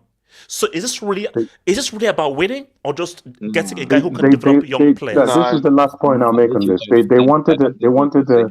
wanted a manager who would listen to what they wanted, and that's what Tuchel didn't want to agree to do. He didn't want their input because he's an elite proven manager. Why is he going to listen to some baseball guy who's talking about 4-4-3 and Ronaldo? Like, it's like it's just not. Tuchel is not going to stand for that. Kenny, so I don't know. No, Damn is 100% right. Damn is speaking. Potter is a yes man. He's going to go along with the collaborative approach, and the players that the owner. I remember that I saw a quote saying the owner saw Enzo Fernandez in the World Cup and went, "Oh, get me that guy." Like so. To be fair, they were looking at him before. Nah. I think it was the World Cup. Every club was looking at him since the Champions League performance. That's not nah. This is sometimes they just. Okay, so why? Kenny, you wanted to say something before I could Kenny? Well, obviously, like I said, the how do you call it? Boehly and Clearlake, they made a mistake. What they made a mistake is when you hire Potter, especially after the summer you had, and then it doesn't make sense because you say you're gonna give him time and process, or you want to do a so-called process, and then in the winter you want to go and spend that type of money, which doesn't make sense because you're trying to fast track something with a manager that has no experience in that type of environment. So it was a mess from them because you hired a guy like Potter who has no experience, and then you just fast track a whole rebuild and buying like new young players and then expect it to just work like that. So it was never going to work like that. And I see people comparing it like, but Ten Hag done it in 6 months. Ten Hag was hired like, I think a couple months before the ending of the season. You already know that Ten Hag was going to come and he had time to prepare himself. It's not this. People are trying to find like he resembled that. This is a one-in-one case. I don't see any case that resembles this case. So this example that people are bringing up is not the same as this case. So this is a special case. You can't just say, these examples and all that stuff. All right, okay, let me get some quick Dubinskis, man. From Mershan, how am I wrong? 50% players, half of them sacked Tuchel. It's a higher percentage on Potter. For me, the highest percentage is the board, 100%, because it's the players they brought in under Tuchel, then sacking Tuchel, hiring Potter, and the players they brought in Potter. We don't have any idea. So Abdullah, you will say something. You can hear me? Yes, I can hear. I was trying to work on my microphone. I've been sorry for coming late. I was doing something. So I've listened to what everybody has said, and this is me now. You've kind of been more involved in football than majority of us here because you've been very long. And ever since I started watching football, I don't know what is called project. All I know is deliver me to office. That's what I know. And every manager we brought into the club has been world-class manager who you bring them to the club, they know exactly what they want. The vision and the ownership and the manager is the same thing. Abdullah, you can't spend this amount of money and say we're going to have success in 2 years' time. Yes. Abdullah, that makes no sense to me. I don't understand It that. doesn't. I'm sorry. That's because I said it to majority of Chelsea fans. Todd Boehly isn't sacking Potter. Chelsea fans will sack Potter. And this is what Todd Boehly needs to understand. It's a new ownership. And I tell people, Chelsea fans is different than Arsenal, than United, than Man City, than Madrid. Chelsea wants to win. And they will tell the ownership, Abramovich is a winner. He brought us success. If he cannot deliver us success, sell us out. That is what they will tell Boehly. If he cannot give us success, sell us out. We want to win. And see, the board is putting Potter in a difficult situation where Chelsea fans will have a go at Potter, which Todd Boehly will have nothing to say than to let go of Potter. He doesn't want to do it, but he will eventually do it, because if the result does not go well the way he wants it, Chelsea fans will go straight at Potter and tell Potter, "You're not good enough. Get out of my club. You don't deserve to be a Chelsea manager." Now everybody has started blaming Potter. Who do you have to do? You have to look at Todd Boehly, because he was the one that hired him. And I also saw the report that there is a split in that boardroom between Todd Boehly, Egbali, and the other board. Because when they sacked Potter, it wasn't Egbali that sacked Potter, it was Todd Boehly that let go of Potter. It was Todd Boehly that let go of Tuchel. Egbali was like, "Can you give this that time to figure out whatever is going on with him?" But Boehly was like, no, he didn't get to our vision. We wanted to stop, let him go. So there was a split in between that, which I saw and I knew about. I was like, okay, what is going on here? So now bringing even Potter now, there's another split also where majority of the board want him out, but Todd Boehly is still give him time. Wait, hold on. So you know for a fact that majority of the board wants him sacked? Egbali wants him gone. Egbali wants him gone. Majority, even Matt Law and the guys have been saying it, that majority of the boardroom are splitted. They want him gone. But Todd Boehly is the one that said, like a guy that plays around, right? But Todd Boehly is the one that said, no, give Potter time. And this is, for me, this is gonna be a detriment in terms of being a no. Stop. This is interesting. This is interesting because my thing is, knowing this, that there is now sort of a split within the board. That's the guy. Yeah, basically, knowing that there's now a split within the board. Now, I now believe that these Leeds and Dortmund games could be make or break. Yes, because people need to understand. Egbali is like Abramovich. He loves sport. He wants to win. People talk. He cares about this stupid project. He wants to win. That man is like a mafian. He wants to win. Hey, he wants to win. And there's a split in between where even Christopher Vivell, the technical director, is often even having a doubt on Potter. But like, what is going on here? If you brought it, you say you want to do this collaboration, rubbish. I get that, but you have to win football matches. Football, especially football matches, is all about result-oriented base. If you don't get result, you're out of the job. And I'm asking myself, you brought these players in, and Potter keep complaining. Only one Arsenal. Excuse me, when do we become Arsenal? No, seriously, you shall sack him to Southampton, man. Shall sack him to Southampton, man. You know what I'm happy? I'm confident. I'm confident. I don't even care about Todd Boehly. He won't sack Potter. I'm happy about Chelsea fans because I know the club I support and I know my fan base. Because we have this madness in our head that if it does not work for us, you get a fuck off out of the club. And I'm very sure when a protest starts in Stamford Bridge, Todd Boehly will sack Potter. There's a protest this weekend. There is a protest this weekend. My thing I'm is, happy about that. And also Alhambra. I hope you're here though, because Alhambra, I don't know whether you'll be going to the game and everything, because I want to know what is that reception going to be on Saturday. It's going to be toxic. What is that reception going to be on Saturday, bro? Because think about it. Since before we go to Saturday, you've lost to Southampton, okay? You lost to Tottenham. Yeah. 2-0. That stadium on Saturday is going to be messed up, bro. Because and my thing though is, if the players have this toxic atmosphere and so forth, it affects the performance. 2 hours before the kickoff, it is gonna be all majority of Chelsea fans are saying it. Potter out. That's 2 hours before kickoff. Potter out. Imagine Leeds United scored first at Stamford Bridge before Chelsea score. My Lord, Lord have mercy on Chelsea. I think I'd celebrate, to be honest. First 45 minutes is going to be crucial. If Leeds United score against us, we are done. No, and also here's okay. So Leeds won their last game, didn't they, against Southampton? and they lost today. Okay, they lost today. But see, my thing is, because it's a dangerous team to play. Because these guys, they have like a new manager and so forth. And bro, and let's be real, this is when you want to play Chelsea right now. Yeah. Because especially at home, and you know the players, they're under pressure. Actually, let me just quickly hit these jobs and I'll come out. So let me just quickly hit these jobs, man. So hip hop head one. Facts. All of the teams in the division under us, all the way down to Vanarama National League, has scored more goals than us. Most likely. Chelsea have scored 2 goals in 2 months. 2 goals in 2 months. Where's that COVID purple patch mentioned? Chovid. Well, he's not at this. He's not in the club right now, isn't he? He's actually thinking of buying. He's doing really bad, man. He's doing really bad. He's I saw him in Europe. He's shocking, bro. He's shocking. He's on the bench now. But it's fair.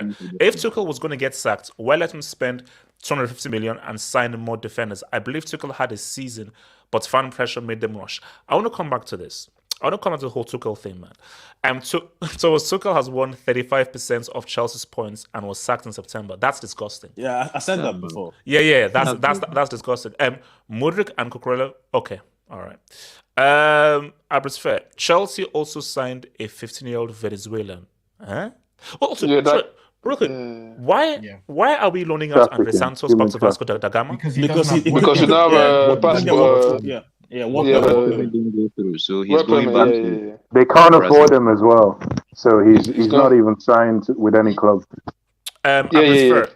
Baseball contracts are 7 because players spend years in the minor leagues, then gets called up. 7 years really is 3 years on the actual team, but this is football. Okay, do you really think Boehly still thinks this is baseball or no? I'm telling you what is factual now, not being delusional. I'm telling you fact now. Chelsea fans, including me, wants to win. I don't give an F about this stupid project. I want to win. No, I don't give a damn. The reality about it, where Todd Boehly doesn't get it, and I'm saying it again. See, Todd is not sacking Potter. Egbali, Christopher Vivell, and Chelsea fans will let go of Potter because they want to win. Those people want to win, but Boehly is being stubborn and he's being hypocrite by bringing in Potter. That will be his downfall. The consortium will get Boehly out if he doesn't. So my thing. So this consortium, is it a case of unanimous decision and so forth, or does Boehly have final say, or is this it's a whole group thing? Boehly's like the chairman. He's the chairman. He's like the chairman. He does not have a final say. But he can still be voted out, like on the board. Like he's not invincible. Yeah. Okay. Wait. Hold on. Because we have to move to the next topic. Alhambra. Thank you for the drop, Alhambra. I work at a hedge fund and hearing lots of misconceptions of amortization. It's added back to EPL FFP calculations, so it doesn't matter. 7-year deals are to retain player value but carry risk, separate to FFP. I can join and explain in the next episode. Oh no, Alhambra, DM me, bro, and then I'll get you. So Alhambra, please send me a Twitter DM, and then I'll get to details, and then you can comment on the next show, bro. So please, Alhambra, please send me Twitter DM. So forward, it's BS. It's BS. All this amortization, it's BS. Thank you that you call it's BS. Oh, it's 7-year crap, man. Get the hell out of here, man. BS. It's not. Okay. No, it's not. Oh, give me a break. Oh, no, give me a break. No, I want to win now, man. Give me a break. So now, wait, hold on. I want to ask you this question. Hold on, real quick. Okay. Ablai, and I'll tell you on this. Tuchel. Let's talk about it. Okay. So okay. Let me just get my say on Tuchel. Let me just have my say here so everyone knows. Okay. Kante, we know what Kante did. Amazing. The more I think about it, we need to give Tuchel a lot more praise for what he did to our UCL. Now we know that these players are actual trash. Tuchel's amazing tactical qualities was an even bigger reason than I thought as to why Chelsea won that UCL. And Chelsea ran Real Madrid very close last year. And we know what happened at the Carling Cup final and the FA Cup final. So Tuchel overachieved with players that we know that were trash. No matter how good you are, your time comes your time. Look at what Klopp has done for Liverpool. I think Klopp has run his course. Rafa Benitez bloody won Liverpool a UCL. His time ran his course. Mourinho, the guy, won Chelsea their first league title, still the best defensive record of all time. He ran it. Every manager, no matter how successful did he really run his course, or was he just pushed out? Mourinho. Yeah, first season, first spell. He's put more push. Yeah, first. It's a combo. You can say push, you can say run his course. It could be a combo because you can say run his course based on just where football was at the time and where that Chelsea team were at that time. Yeah. So my thing here is this.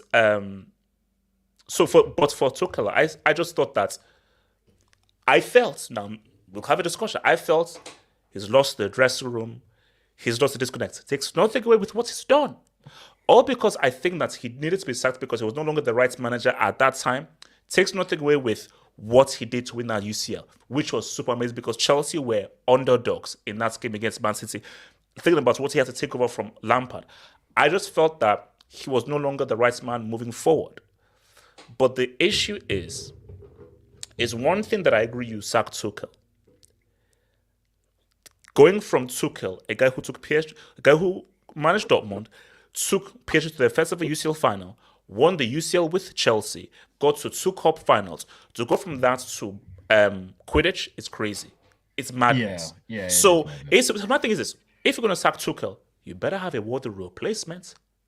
Replacement, you know. So going from Tuchel to, because when I saw Potter, I was like, because I was so angry with Chelsea's football and so forth. I was like, okay, anything, let's just new manager, but whatever. But I was like, Potter, huh? Based on what I found, so that's my thing on Tuchel. But I'm like, where are you at with Tuchel? I'm in between with Thomas Tuchel. Why I say I'm in between with Thomas Tuchel is it's 2 things for me, because when you're bringing in Tuchel, you will know for a fact he wants to win and he doesn't have this bullshit. And sometimes he play pragmatic, and people abuse him that why does he play pragmatic? And he said it. I look at the team I have, I look at the player I have. I have to play based on their strength and their ability to win football matches. He said it clearly. So I understand Tuchel's backside. And when Tuchel wanted to do something, I'm like, okay, can we build with this man for the future and for the coming new season? Yes.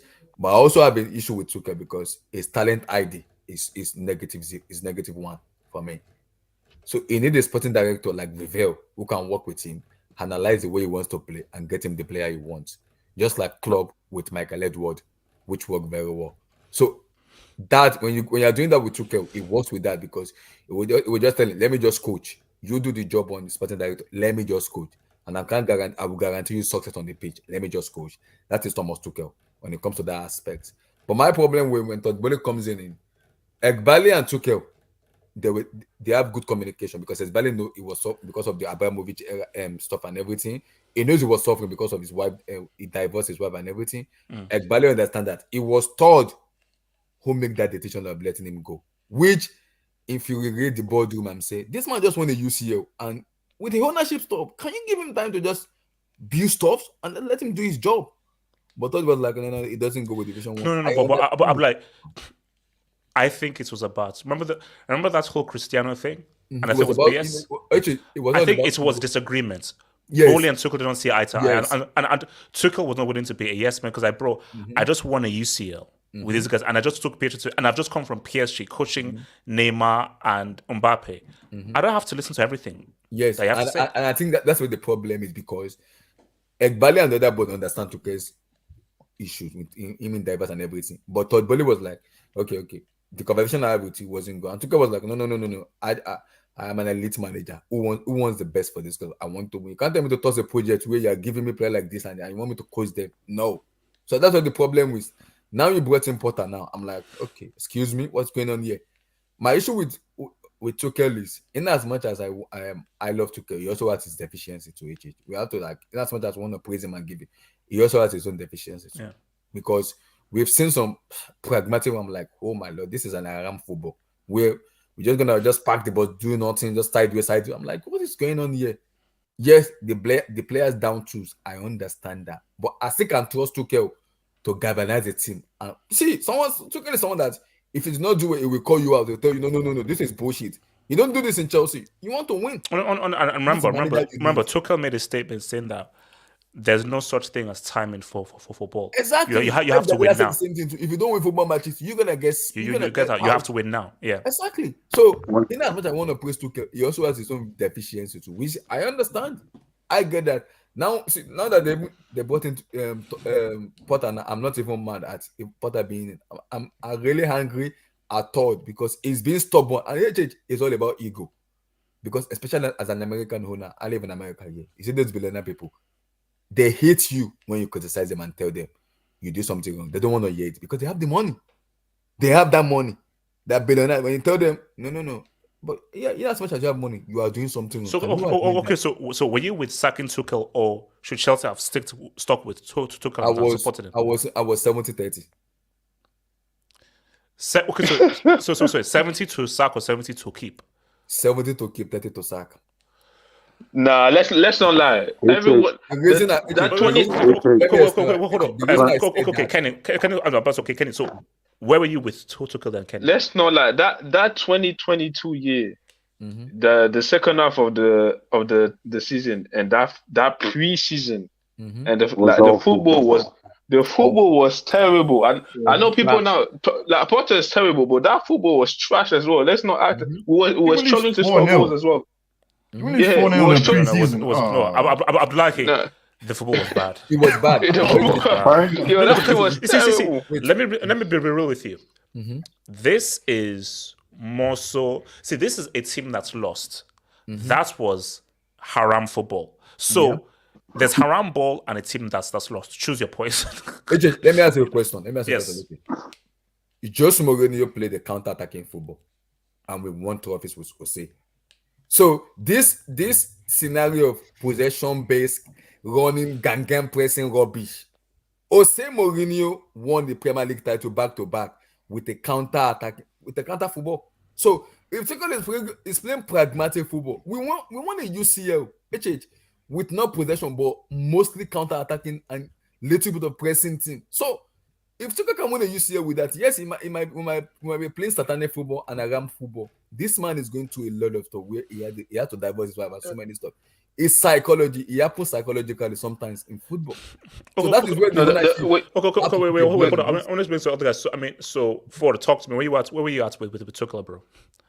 Listen, with Tuchel, I'm at where I was back when he got sacked, and it's that what was happening couldn't continue because it was awful. He wasn't the man to lead us to have a rebuild because we were in need of a rebuild. Listen, Tuchel's an amazing coach, one of the best coaches in the world, but he needs a team that's ready to win to do what he needs to do right now. Like HH said, he done miracles winning us the Champions League with that team. He done a great job in a cup run.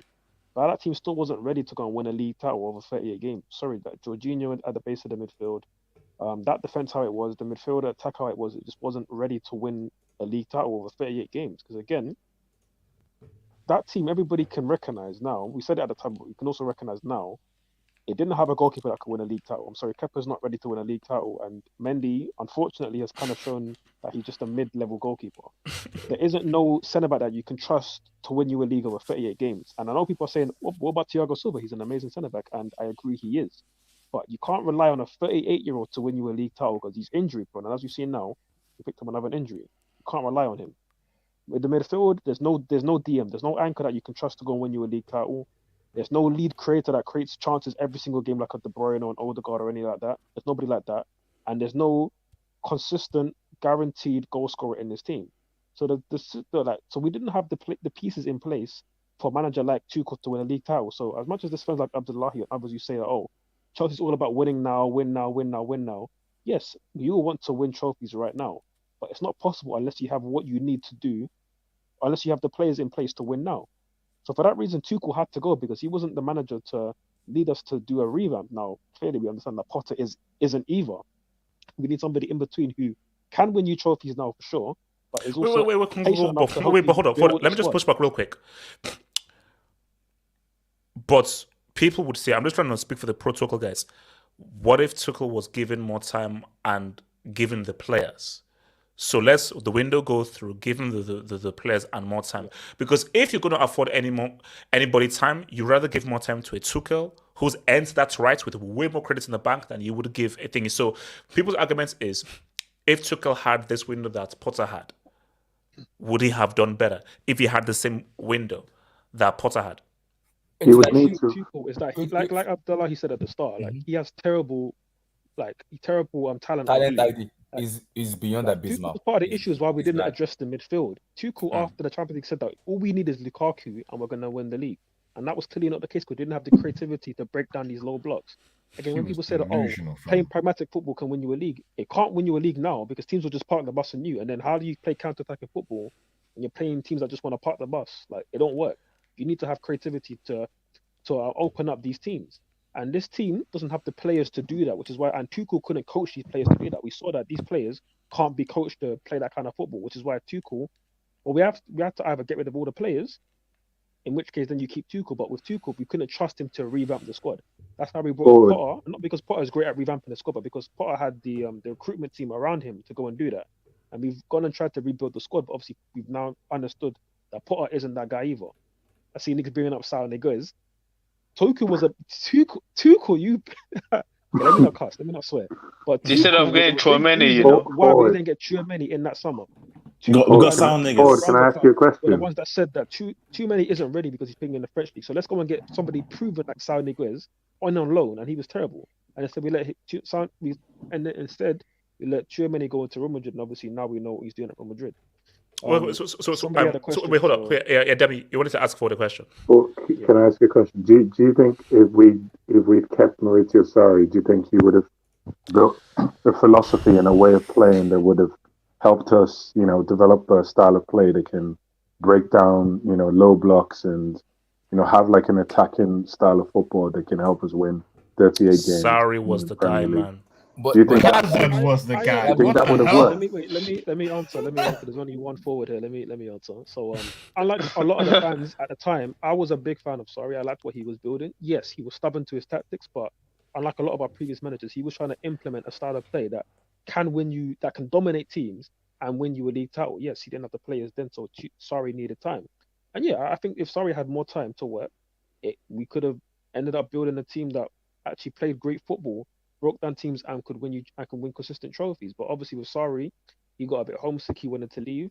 And then once he found out that we had the transfer ban, he was like, oh, hell no, I'm going to leave and go back to my home country and manage Juventus. So that's obviously why that didn't work out. Sorry to cut you, in as much as you said that, but AJ, this is where I love what Dami asks.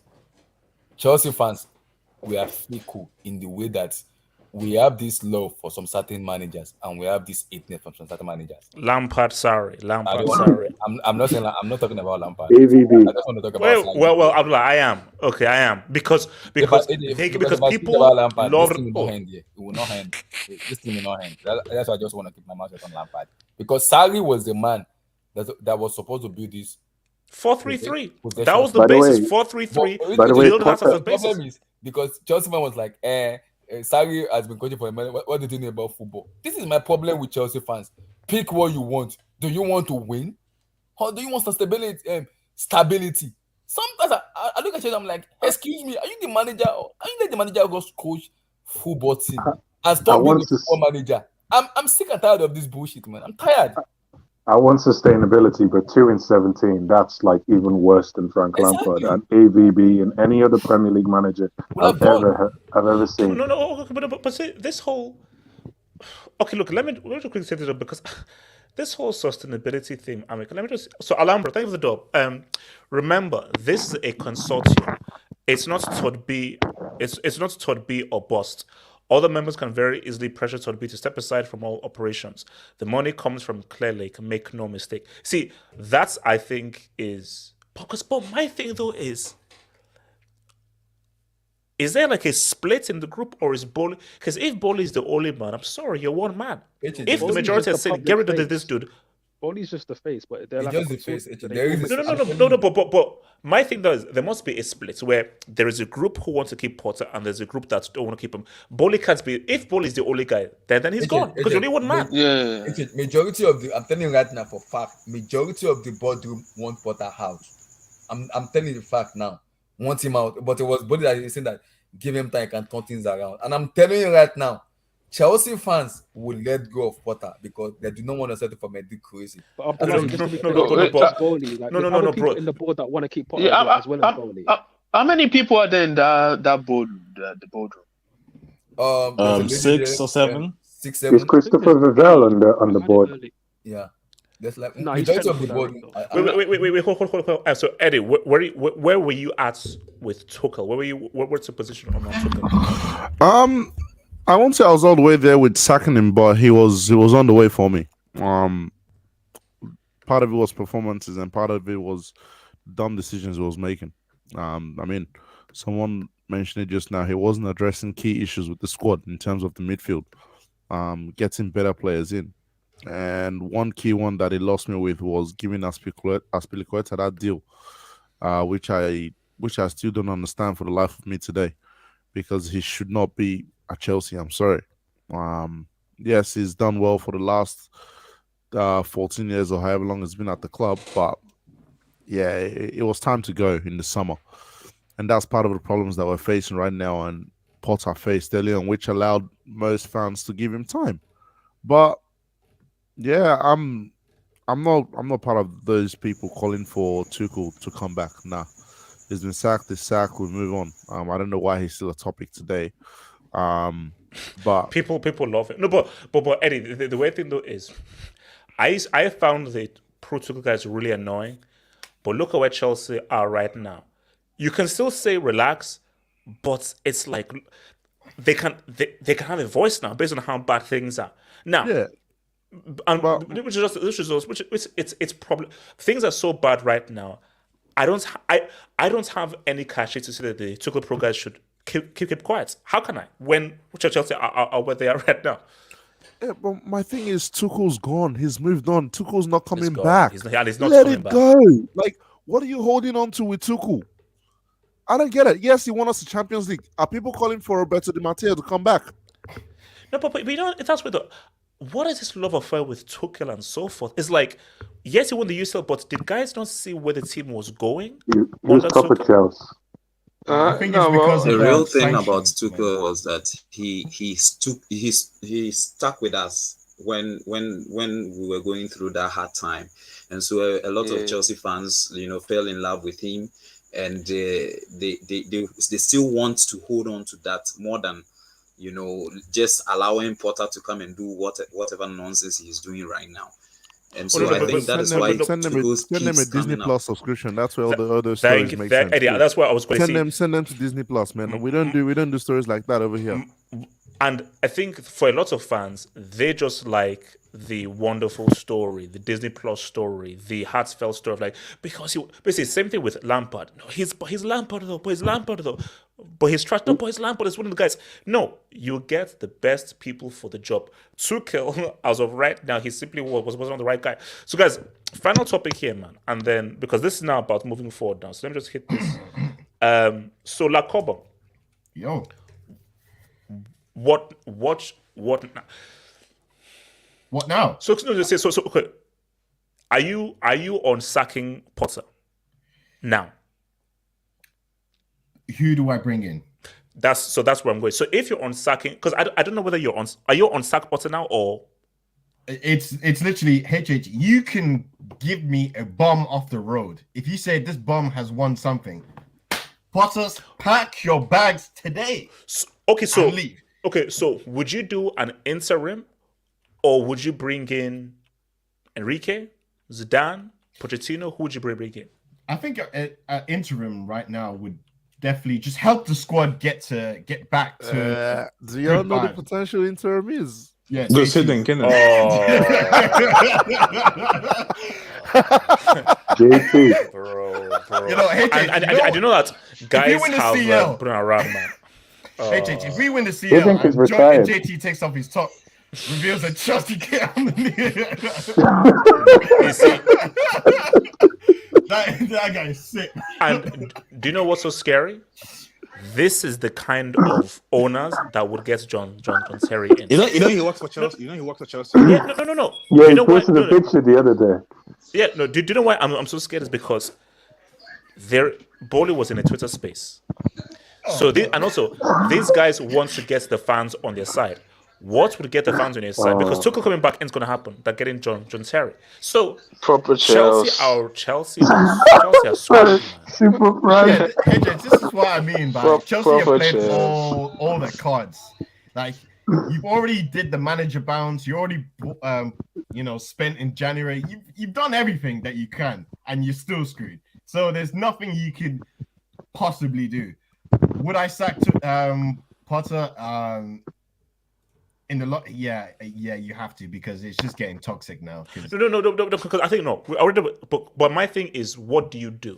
So forget about what you think will happen. What do you do? Do you get an interim, or is there a manager out there you would hire? I was looking at Michael, the guy from Frankfurt. I was looking at his CV, but I don't think he would come to. There's no manager that would come. There's no manager that will come here and then just go, oh yeah, I've got 31 players. Let me all of a sudden whip up a new tactic that they've never seen before and win games. It's not going to happen. You're just going to have to get interim and get JT to win a Champions League. No, but you know what I think the issue is? These owners, do they want to win, or are they just about vibes? We don't know, HH. We don't know this. Oh no, they want to win. Yeah, I think. No, they want to win.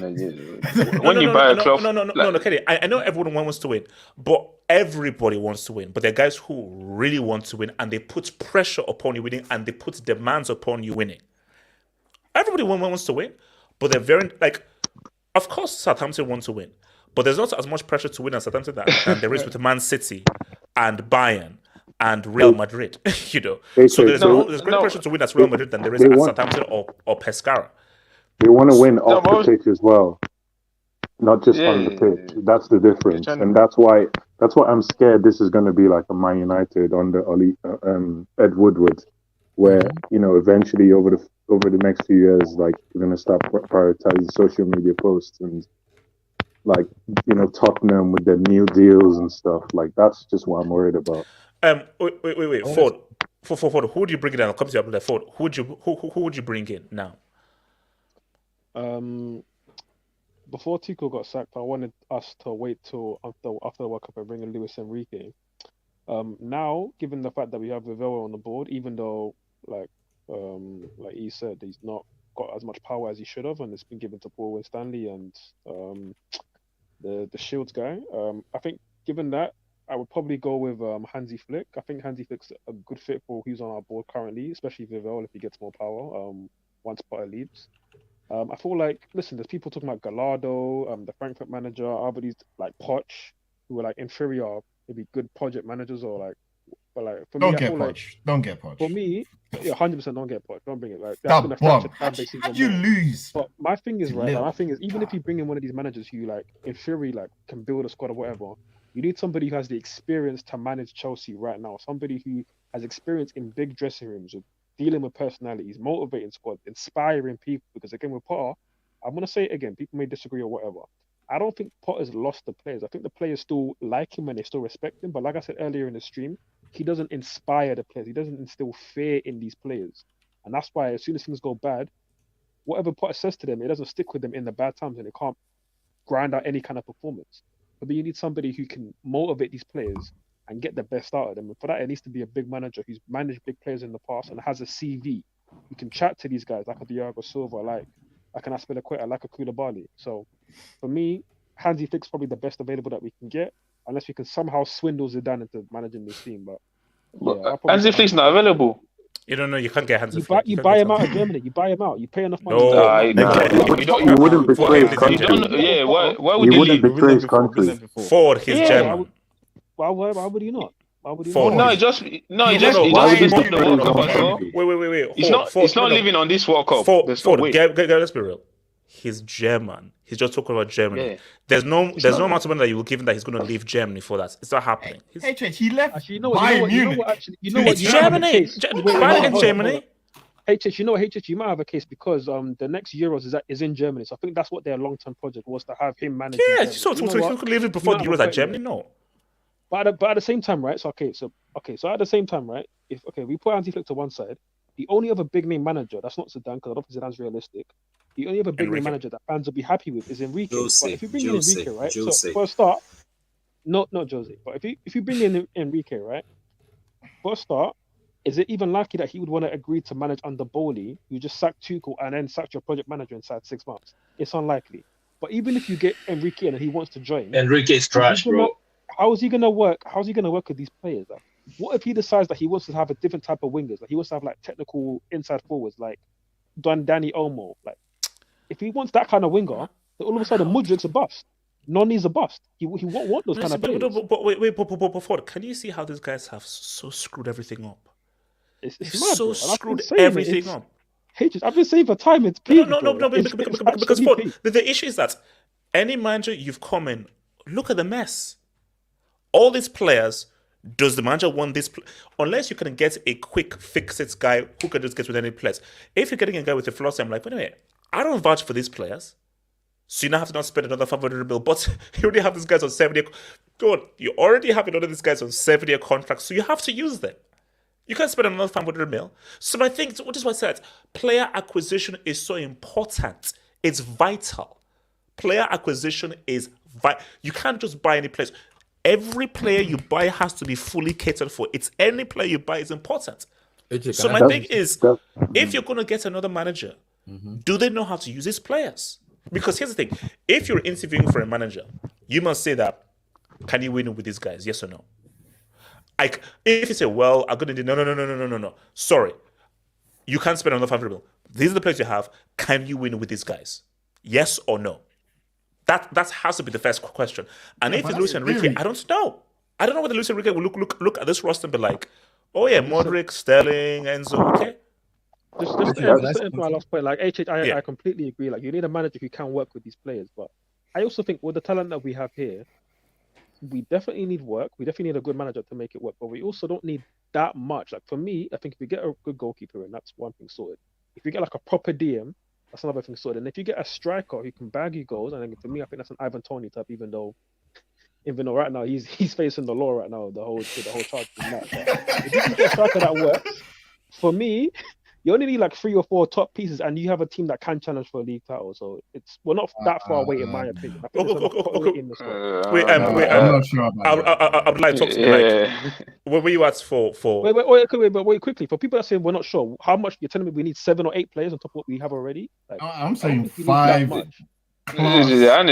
need a couple. Like even the centre back. Nah, we don't need 5. Centre back, we're not even sure because Thiago Silva is retiring soon. I'm not even sure about Fofana and Badiashile there. But are you sure that Fofana and Badiashile? But also remember, Gusto and Nkunku are coming in the summer. Exactly. So that's why I don't want. That's why I don't want to keep Felix. I don't want to buy Felix. Apparently, Enrique said that he doesn't want to work with that Nkunku. And he only wants Felix. That's a lie, bro. That's a lie. Already. I saw a report on Twitter. Yeah, the same reports said he agreed to deal with the board already. Shut up, man. Hold on. I would like to talk to me. Like, what do Chelsea do now, man? Who'd you bring in? Don't say Tuchel. Wait, me Tuchel never. My head is saying something different. My heart is saying something different. Okay. Tell me what your head and your heart are telling you. My head is I want just Mourinho. Huh? Abdullah, let me land. Hold on.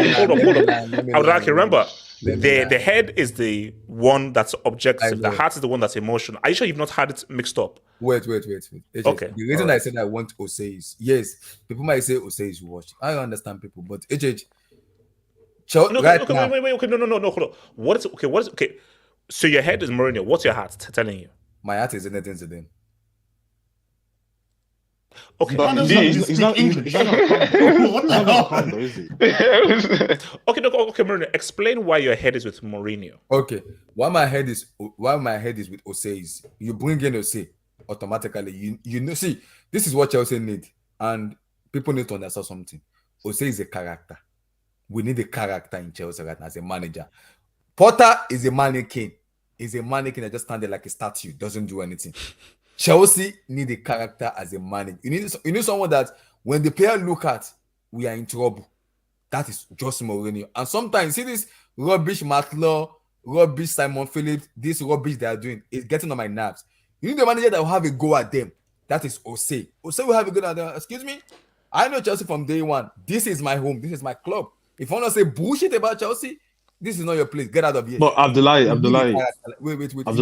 Like that. Wait, let him land. You take character like that in see. And see, when we talk about player down tuning. When you look at to say in the dressing room, we tell these players, I know how to. I've won in this club before. I know how to win. If you're not with me, either you go out Either you be in my squad or you get out of here. That is Jose. We can't be having that. Will Mourinho be that bad? Will Mourinho be that bad?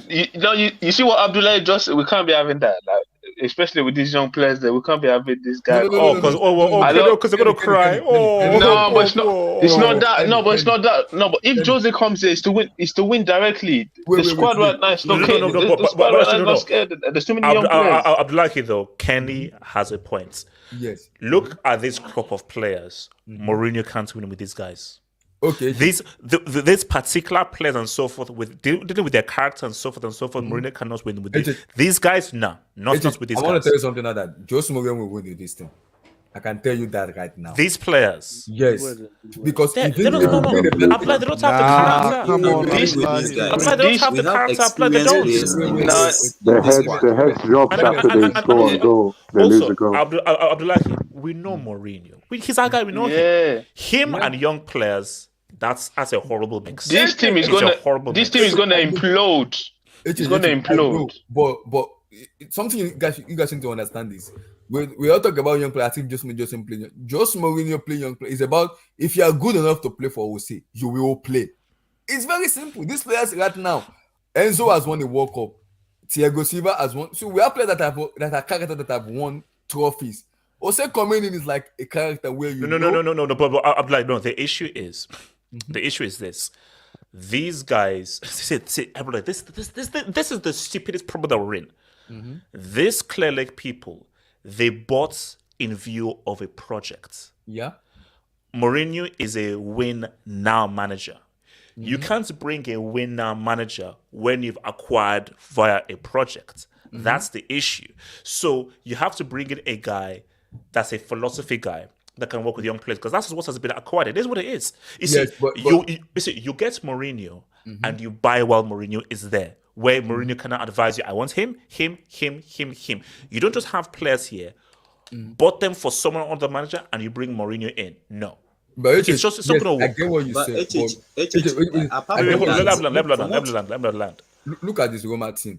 When it came to Roma, you know what the sporting director told the Roma? He said, we want to build a young team around you where you can integrate the youth players into the squad and gel them together. Jose said that is his first time in his entire career being a manager, that a director of football in Pinto and ownership is telling him to be the young player because he said it. Young players doesn't want to win, but he said it will work with the standard of AS Roma because of what the ownership wants. So if Todd Boehly and Clearlake are telling Jose, these are the couple players we have right now. Can you work with these people? Sorry, you and can't make them compare winners? Chelsea to Roma. Roma team just about getting into Champions League. You're talking about win now. You can't do the Roma thing. If you are telling so why did we get Potter in there? No, but he went to Roma. He bought Patricio. He bought Nemanja Matic. He bought all players as well. Yes, but look at the player like Zelensky and Co. He promoted 4 youth players from the youth academic of Roma to the first team. So Jose Mourinho can work with youth. It's all about having that conversation. Look at Roma Starboy. Roma Starboy is Zaniolo. They hyped him up to be the next best thing since Totti. Look where he is now. He's been shipped off in Turkey, bro. That's their Starboy. I'm lucky it is working out. Enzo, Noni. That's too much of a risk. Even Tommy. And also, let's be real. I'm sorry for both of you things, bro. You see, for me, my heart says Mourinho. My head is still trying to figure out something, but my heart is Mourinho. Hold on. My heart is Mourinho, but I know that that's just an emotive decision because I just think that Mourinho with this team, it's I don't know. We know it's a bad fit. It's a bad fit. Like, as much as we wanted to win and so forth, it's a bad fit. Okay, let me come to Quidditch chats because we've not spoken for a Quidditch chats. Where are you at with the It's a bad fit for a longer period, but it's a very quick fix right now because right now what we are lacking is mentality and toughness. Our players are so fragile. Look at Pulisic. Look at Havertz. Look at so many of our players do not have like that winning mentality. And Jose Mourinho is someone who can instill that in our players. That attitude of the world against us all will come back to Chelsea. Right now, our players are just playing like ladies, and they look at Havertz. He can't even shoot. Whatever every shot that he makes, It's just like a pass to the goalkeeper. Okay, so Jose Mourinho coming back. Okay. Jose Mourinho coming back is going to give us that mentality, that toughness. The players that are very weak are going to be tougher now. And if you cannot keep up with the toughness, you just get out of the team. That's all. Well, it's not easy though, is it? It's not easy, but for the short period or for the short time, it is going to fix that mentality. And we can get another manager for a long haul. Can I speak on this? Hold on. Just hire a mental skills coach for that. Okay. Let me come to Eminence and then Kenny. Eminence. So are you asking who the manager should be? So who would you bring in? We'll agree that the Hufflepuff needs to go. Who do you bring in? That's the problem. Who do you bring in? Enrique is available, isn't it? Yes. But do you trust him to come in and do a job right now? No. Yes. That's again. So that's the thing. People say, like, as much as we want to sack Potter, bringing in Enrique, what is he gonna come in and say? Oh, I'm gonna trust these guys to back me to see out this whole thing, because Chelsea's a mess right now, and he could come in and be like, Mudryk, good player and that, but I don't like you. Madueke, I don't like you. So what do you do then? Do you then sell the players or what? What do you do? Like, Chelsea are in a difficult position. So for me, as much as the Mourinho shout sounds wild, I would actually go for. I wouldn't go for it, but on the like short term, it makes sense, because let's say for now to the end of the season, he can help us maybe win Champions League. I'm not saying we're winning it, but he could potentially help us win it. But long term, that's the problem, because these are young players. I don't think Jose would want to work with these guys on 7-year deals. So the long term contracts is the problem that we have here, because let's say these guys were on, like, I don't know, 2-3 year deals. You can just ship them off in the summer and bring in Jose's players. But again, the whole project thing, I don't think Jose is the project manager. He wants to win right now. So Chelsea, I don't really know where we go. Do you go for a Gus Hiddink, who has done it before, or do you go for who do you like? It's very hard to find a manager. So I don't really know what. He's just a 2-season manager, so just give him his 2 seasons. Let's get our club back, and then let's try the long haul. Let's try the long project again. Bring Mourinho back. Yeah, my point like is 2 seasons. So with this player that we've signed, this 7-8 year deals, what do you then do? What do you do to the players if he doesn't like them? We're going to use them. We are going to use them. Are you sure he's going to be able to use them? That's why we need Poch. All that you need is your mentality. Wait, hold on. Let me come to Kenny. Kenny tells me, Kenny. I heard someone say that. I'm not saying Poch, but for me, with the players we bought, we need a guy that has experience working with young players and has shown that is capable to make them please, progress. not Poch, man. Not Poch, man. I'm not but like I said, maybe not Poch. But the thing is, there's young players right there, and they have to play. We need to get them better. I need someone that can show me that has worked with young players and has helped them progress to the next level. Poch has shown me. I'm not saying he hasn't won, but Poch has shown me that. I don't know. Maybe the sporting manager they say. What are you talking about? A guy that, with the team we have right now, like, I'm sorry, I'm not gonna. I don't want no experienced manager. We have young players, and Kenny, these young do players. you know who Pochettino is? Just I agree. The guy had PSG and still lost to Lille. Just say but look what he did with Tottenham and Southampton. But PSG, like PSG is an issue of it. Like, he got Messi scoring 6 goals. No. But it wasn't. No, but with the players, we have young players.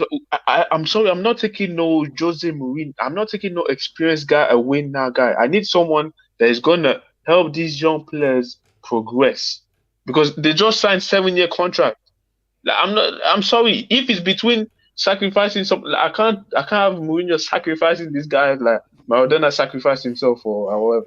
You know what I'm saying? I need a young. I agree. I need a guy that can help. I need a guy that can work with these young players and help them progress. Eddie, who do you roll with? I answer this in 2 parts, obviously. If you're looking at the managers who are available right now, say you want to sack Potter and bring in someone available right now. So you're looking at your Zidane's, your Enrique's, your Poch. Guys, let's be real. You look at the profile of these players we have in our squads and the philosophy of the managers who are available, Poch is the best solution. Let's not cut two ways about this. Like, Ford's already told you, Enrique doesn't fit with this squad. It's not a fit. And they already have 7-8 year contracts that will outdate the manager. So even if you bring a manager here on a 2-3 year deal, your money is still invested in the likes of Enzo, in the likes of Mudryk, in the likes of Madueke, who don't fit what he's trying to do. So how do you recover your how do you get value out of this whole squad? Bring your manager that fits most of the squad. Eddie, yeah, Poch a 3-year deal. But the other way Chelsea can do it is appoint an interim. Lord knows who that is. And Eddie, you know who that is. Appoint an interim and get a manager for next season. And since people are talking about Jose Mourinho, you might as well get the young Jose in Ruben Amorim from Sporting. He's the one that'll probably be the best fit. He's a young manager who can work with young players, develop with the squad, fits what they're trying to do exactly. So if you want a manager right now, get ready for Poch. Let's bring in the guy. Yeah, I think Poch is the guy because it's welcome. Yeah, he has Prem experience as well. Like, also as well. Like, HH. I feel like if you get Poch, you can give him a 3-year deal, and after 3 years, wherever he finishes, then we can end it and then hire an elite manager. Then. No, but HH, who would you have? The players will have developed. HH, who do you want to be the next manager right now that are available? Who would you take? Okay. I don't see Enrique working with Mudryk. Mudryk's first touch is like an elephant. Like, it's my ridiculous. Thing is, banter aside, what is wrong with Poch? Yeah, he's a brick. No, obviously Eddie, I'll answer. My thing with Pochettino is a much better version of Potter. Like Nick said something very true. Potter's ceiling is Tottenham. That's what his ceiling really is. Mm-hmm. And I think Pochettino is a guy who he's much better than Potter. And of course, he'd do better. But he's not going to win. He's not a guy who you can feel that can win and can really demand winning and really engineer guys to really be winning trophies and instill that winning mentality into guys. So that is so with Pochettino, you're just going to get why. Okay, it's better than Potter. They'll compete. They'll do the stuff, but are they really going to go anywhere? And it just sort of like basically Pochettino is almost like the very. And this is the issue. This is the issue here. I don't want a yes man as a manager, but this group wants a yes man. That's the issue. So Eddie, Pochettino is the right one, but I don't like it. But basically, given the trash that this is, these owners, what they want a yes man, how they've messed things up. Pochettino is the right thing, but I don't want to say it, and I don't want to vouch it. Yeah. Technically, Pochettino did win a what? Pochettino did win a Don't French say anything league. about France. Don't say anything in France. Don't you dare. Kenny, don't you dare. Kenny, don't you dare say he won anything in France. Don't you dare. Don't you try it. Don't you dare try it. I'm warning you, Kenny. I'm warning you. Don't you dare try anything. Tuchel win the French. Tuchel before coming to Chelsea only won the French league as well. You know what I'm saying? No. Tuchel actually won the league, right? Poch didn't. Yeah, Poch did. No. Poch won. The next year he won the league. He spent 2 years there. The first year he didn't win the league. And a half, wasn't it? The second year he won the league. Wait, Streets, did Poch win the league? Streets, yes, did Poch win the French league? Yes, when Messi scored 6 goals last year, he won the league. Yes, it was Lille. Yes, it did. No, Lille was 2 years ago. Kenny. And then last year, winning. No. Kenny winning the Ubris with PSG means nothing. I told you, Tuchel's real achievement was taking PSG to their first UCL final. That was his real achievement. Pochettino took them to the semi-finals. No, but like I said, it's not that. But honestly, the thing that you say you can't win a trophy, that was Tottenham. Like, it's tough to win a trophy with Tottenham. Who tells before? Because when he left Tottenham, this guy. Like, let's be real. Like, the guy was one of the best guys out there, and then this PSG move just messed. I don't think he's that. No, but you know what? Leeds, you know what you want. No, guys, Chelsea are screwed. Okay, so basically, he's going to be manager at Leeds. If Chelsea lose to Leeds, what do you do before? Because Dortmund is on Tuesday. So if you sack him before Tuesday, who the hell can come in and prepare that team to beat Dortmund for what in 2 days' time? You see my AVI? Let's run it back. It worked with Frank Lampard. History is vibes.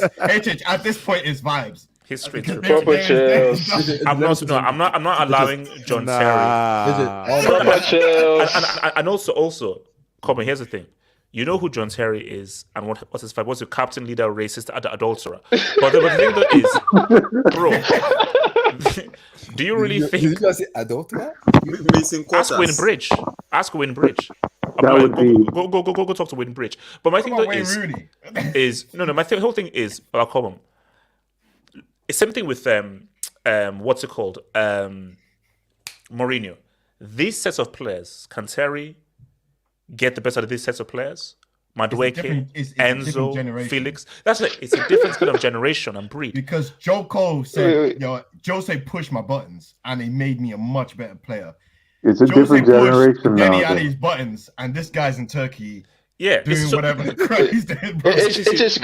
You can't push those buttons, bro. You can't push their buttons. Can you put Dr. Spam comment, please? Okay, let me say something, HH. I want to say something. Oh, go for it. HH. In that much as wow. Go for it. In as much as we say the ownership are yes man, I disagree. I will say it again, HH. I completely disagree because wait. How do we know, bro? They want a yes man. How do you disagree? Of course, they want a yes man. Boehly is being Boehly is being a clown. The other, the consultants, majority of them know they want to win, but Boehly is being a clown where he wants everything to be done in his own way, which is not gonna happen in Chelsea. So that's what I'm saying. I don't want a yes man. The reason I'm saying I want Ose is Chelsea lack mentality, like what I don't know if it is Daniel that said it or somebody said it here.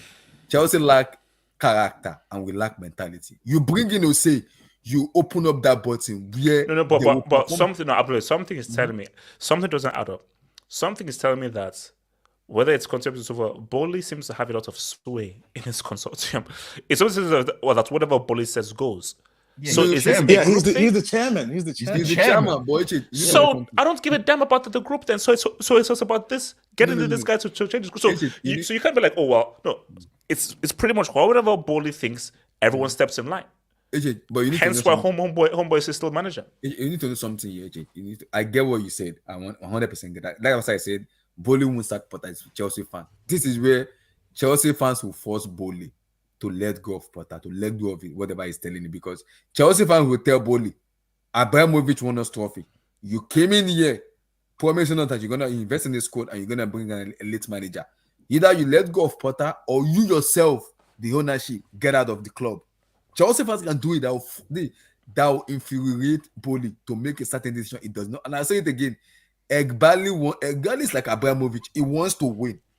We can say Boehly is the chairman. No one is like Bram. No one is like Bram. I'm glad nobody's like Bram. Bram was different. I'm talking about the mentality Abramovich has when he wants to win. It's like the fans who demand winning. That is an Egbali guy who wants to win. It's like a mafia.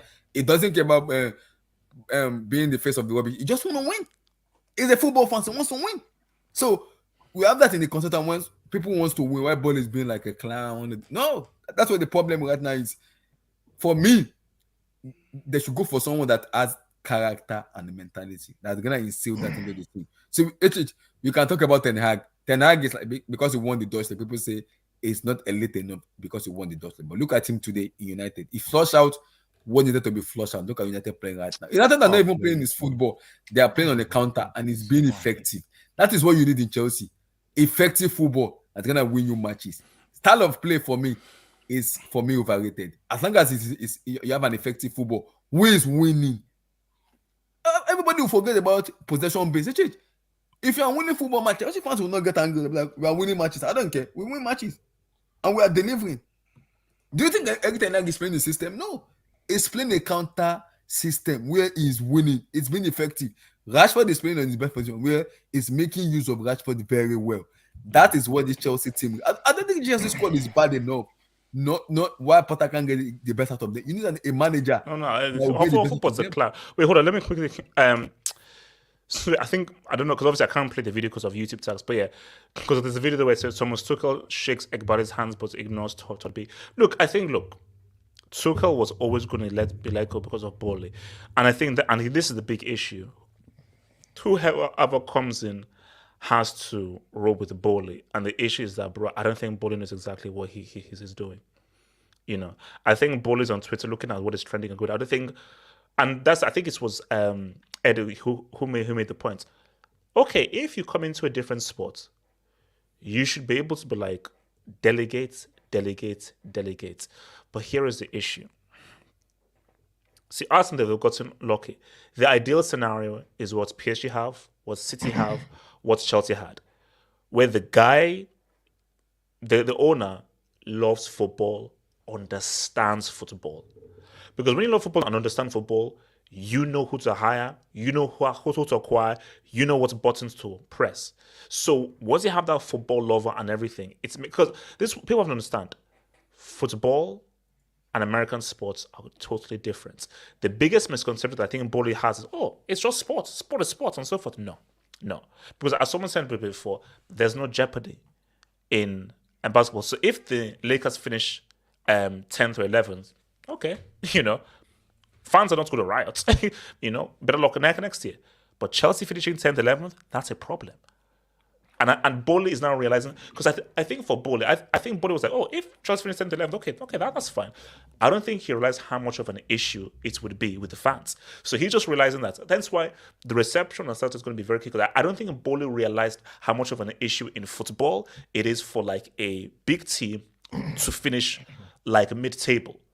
So for Lakers can finish 12th or 14th one season. Okay, but I'll be there next year. That can't happen in football. So I think he's already understand that no. This is a whole different beast, yo. Harry Gilliam. Ole could be no. Ole, no. Chelsea Empire FC. Lads, it's possible that this American owners made a promise in a clause to keep Potter in the first season no matter what in order to get him to leave Brighton. Could explain why they won't sack him.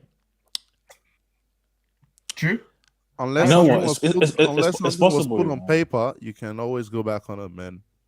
Screw it. But there has to be terms and conditions. Like it has to be in contracts. Exactly. You can't finish 11th and then just go, no matter where you go, bro. 11th is 11th, bro. Like you see, for me, my thing is what was in. But my issue though is that who gives a guy a 6-year contract? No. HH. Who gives a guy goes from 2 million to 12 million? To 12, that was crazy. Yeah, that was crazy. I was surprised. I was shocked when I heard that. For me, that's why my main thing is on this Clearlake group and so forth. Because my thing is, what are you thinking? Why this guy has just gotten Brighton going and so forth? How are you paying him this much and giving him a 6-year contract? Do you know? Are you stupid? I mean, and here's the thing though. That's why when Hufflepuff came through, man, 20 mil, vibes, process, I could just clap, shake. But once the fans started booing him, insulting him, sending him abuse, now he's changed. Bro, look at how quickly Potter's now changed in his press conference. Because it's like, oh, damn. Because Potter thought, you know why it was so beautiful? Potter was like, this is an amazing job. The pay, the length of contract, win, lose, or draw, it's good.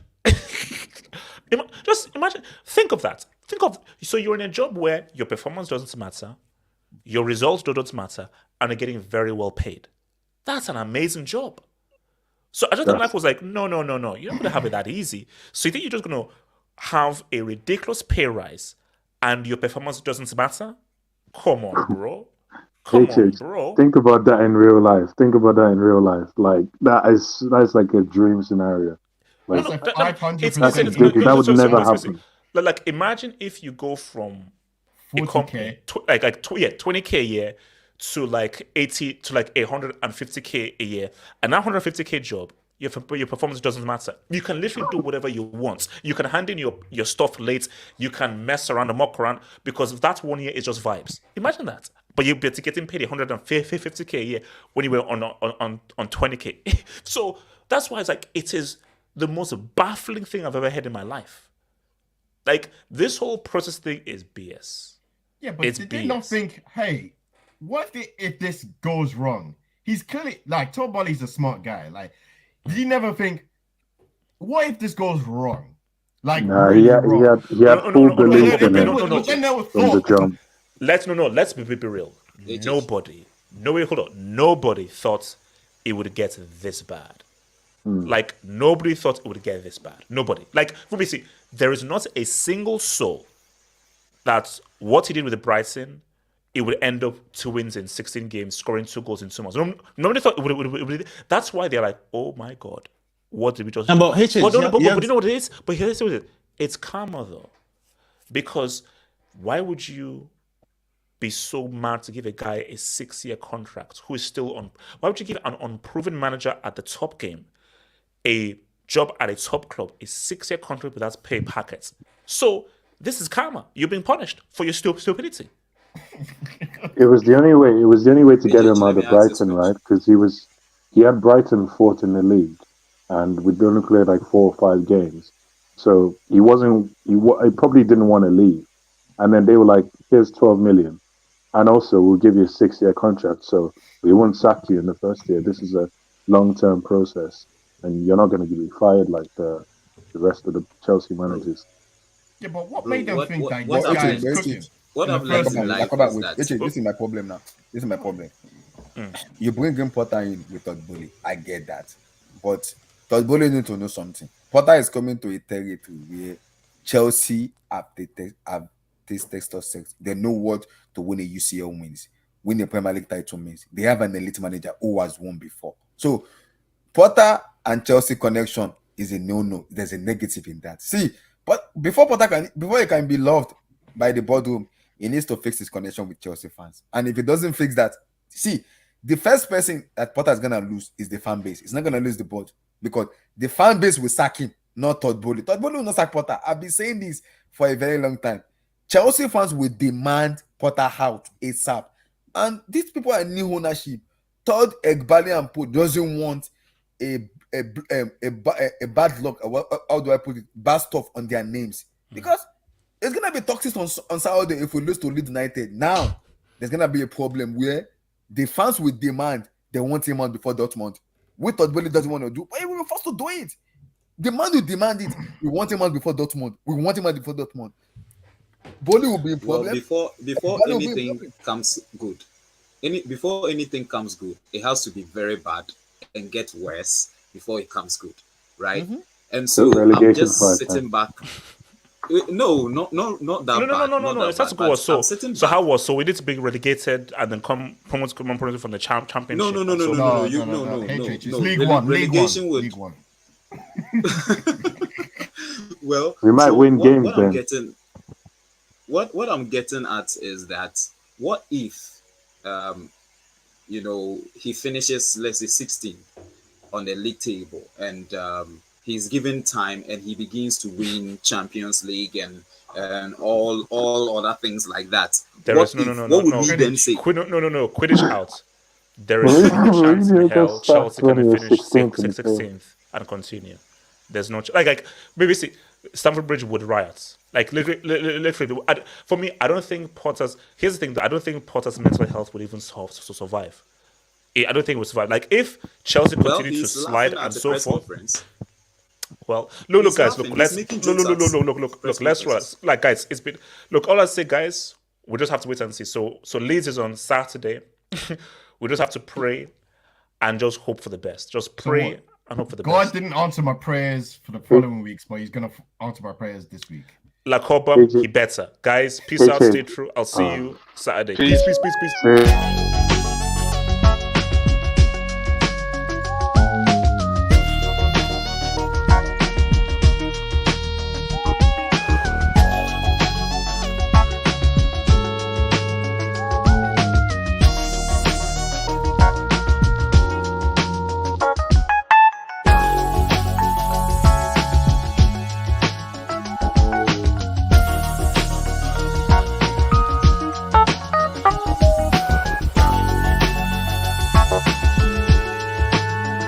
Bye.